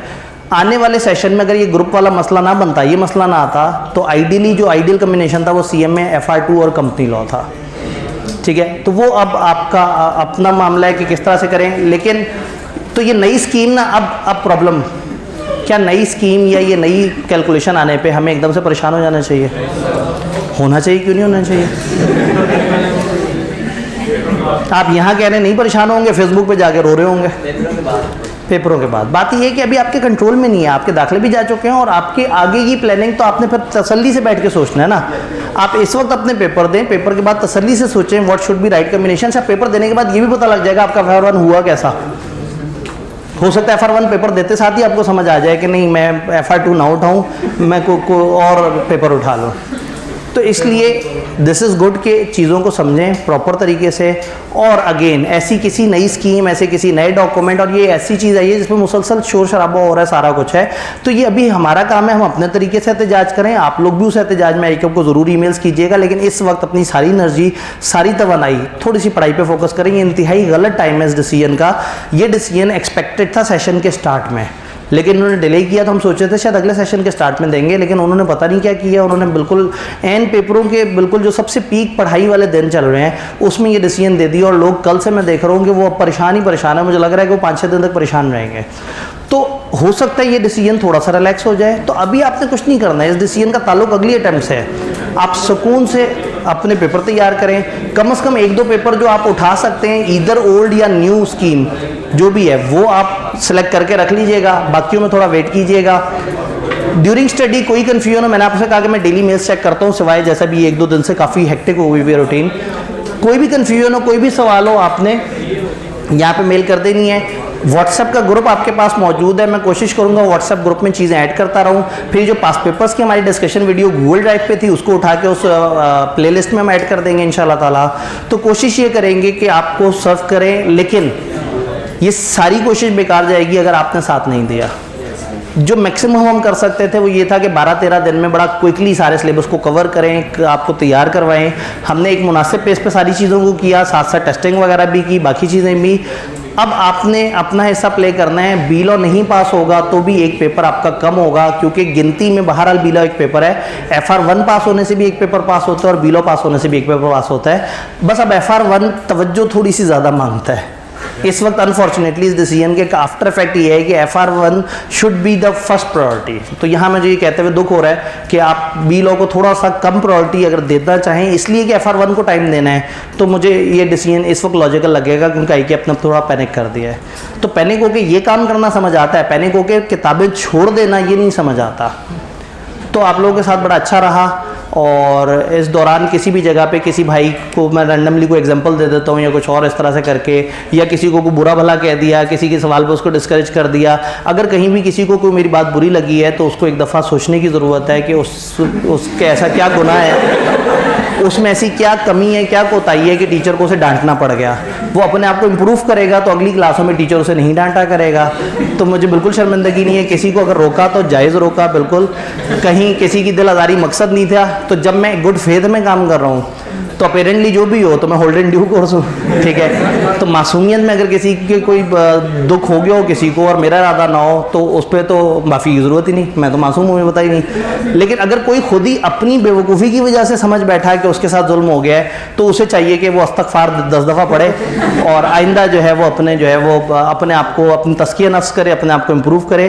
कोई कन्फ्यूजन हो, कोई सवाल हो, आप ईमेल कर दें। मैं ईमेल में आपको बताया कि मैं वही बात है कि बहुत शदीद मसरूफियत ना हो, तो इन दिनों जब आप फ्री हो जाएंगे तो मैं ये आने वाले 1-1.25 महीने फुल फ्लेज डेली बेसिस पे पूरी कोशिश कर रहा हूँ कि अपनी सारी ईमेल जो फौरी वाली हैं उनको साथ साथ जवाब दूँ, दिन में 2 से 3 दफ़ा देखूँ। नॉर्मली आजकल मैं लेट नाइट देख पाता हूँ, और आजकल लेट नाइट की डेफिनेशन भी काफ़ी चेंज हुई हुई है। मतलब शायद आप यकीन नहीं करेंगे, मैं सुबह 8:30 तो सोया हूँ। बहुत सारी बैक एंड पे एक्टिविटी चल रही होती हैं, नन्ही सी जान है, आपको पता है, फिर किताबों का बोझ, तो वो बहुत सारे बैक एंड पे, क्योंकि बच्चे तो कहते हैं टाइम टेबल नहीं आया, फलाना नहीं हुआ, ये नहीं हुआ, वो नहीं हुआ, और पीछे हम लोग अलग अलग टीचर्स, तो रात भी 2-3 टीचर्स हैं, हम सारे टीचर भी फारिग ही शाम रात में होते हैं, अलग अलग टीचर्स अलग अलग टाइम पे मिलके फिर उनके टाइम लेके और उसके मुताबिक काम चल रहा था। तो बहरहाल लाइफ में अगर सक्सेसफुल होना है ना तो मेहनत करनी है, बस ये एक ही वर्ड अपने पास रख लेना है। किसी भी फील्ड में जाएं, कुछ भी, मेहनत इज़ द वर्ड, ये हमेशा काम आएगा। आप 100 सक्सेसफुल लोग दुनिया के उठा के देख लें, 100 के 100 ने 3, 4, 5 जितने टोटके बताए होंगे, मेहनत सब ने बताया होगा। मेहनत करने की आदत डालने आपको लाइफ में फिर बाकी मसले आधे से ज़्यादा ख़त्म हो जाएंगे। अपना ख्याल रखिएगा, दुआओं में ज़रूर याद रखिएगा। पढ़ते हुए आप जो है ना बहुत ज़्यादा अल्लाह के करीब हो चुके होते हैं, तो उस वक्त आपकी दुआएं जो है काम आती हैं। दुआओं में याद रखिएगा, अल्लाह करे हम लोग ऐसे एक पर्पज़ है कि लोगों को मुनासिब पैसों में अच्छी एजुकेशन दें, अच्छे टीचर्स के साथ। तो वो टीचर्स जितने भी हमारे पास ब्रांडेड हो, हम कभी भी बहुत ओवर की तरफ नहीं जा रहे और कोशिश यही करते हैं कि एक मुनासिब लेवल पे एक डिसेंट फ़ीस के साथ लोगों को अच्छा सर्व कर सकें। तो फिर भी अगर उसमें कोई कोताही रह जाए तो इसमें आप मतलब अपने आप को वो मत कीजिएगा, हमें माफ़ कर दीजिएगा, क्योंकि हम अच्छा पढ़ाने के चक्कर में शायद कुछ चीज़ों को उतना डिसेंट नहीं कर पाते, लेकिन हमारा मेन मकसद होता है जो क्लास में लोग हैं उनको चीज़ समझ आए। इंशाल्लाह ताला मिलते हैं। बहुत बहुत शुक्रिया।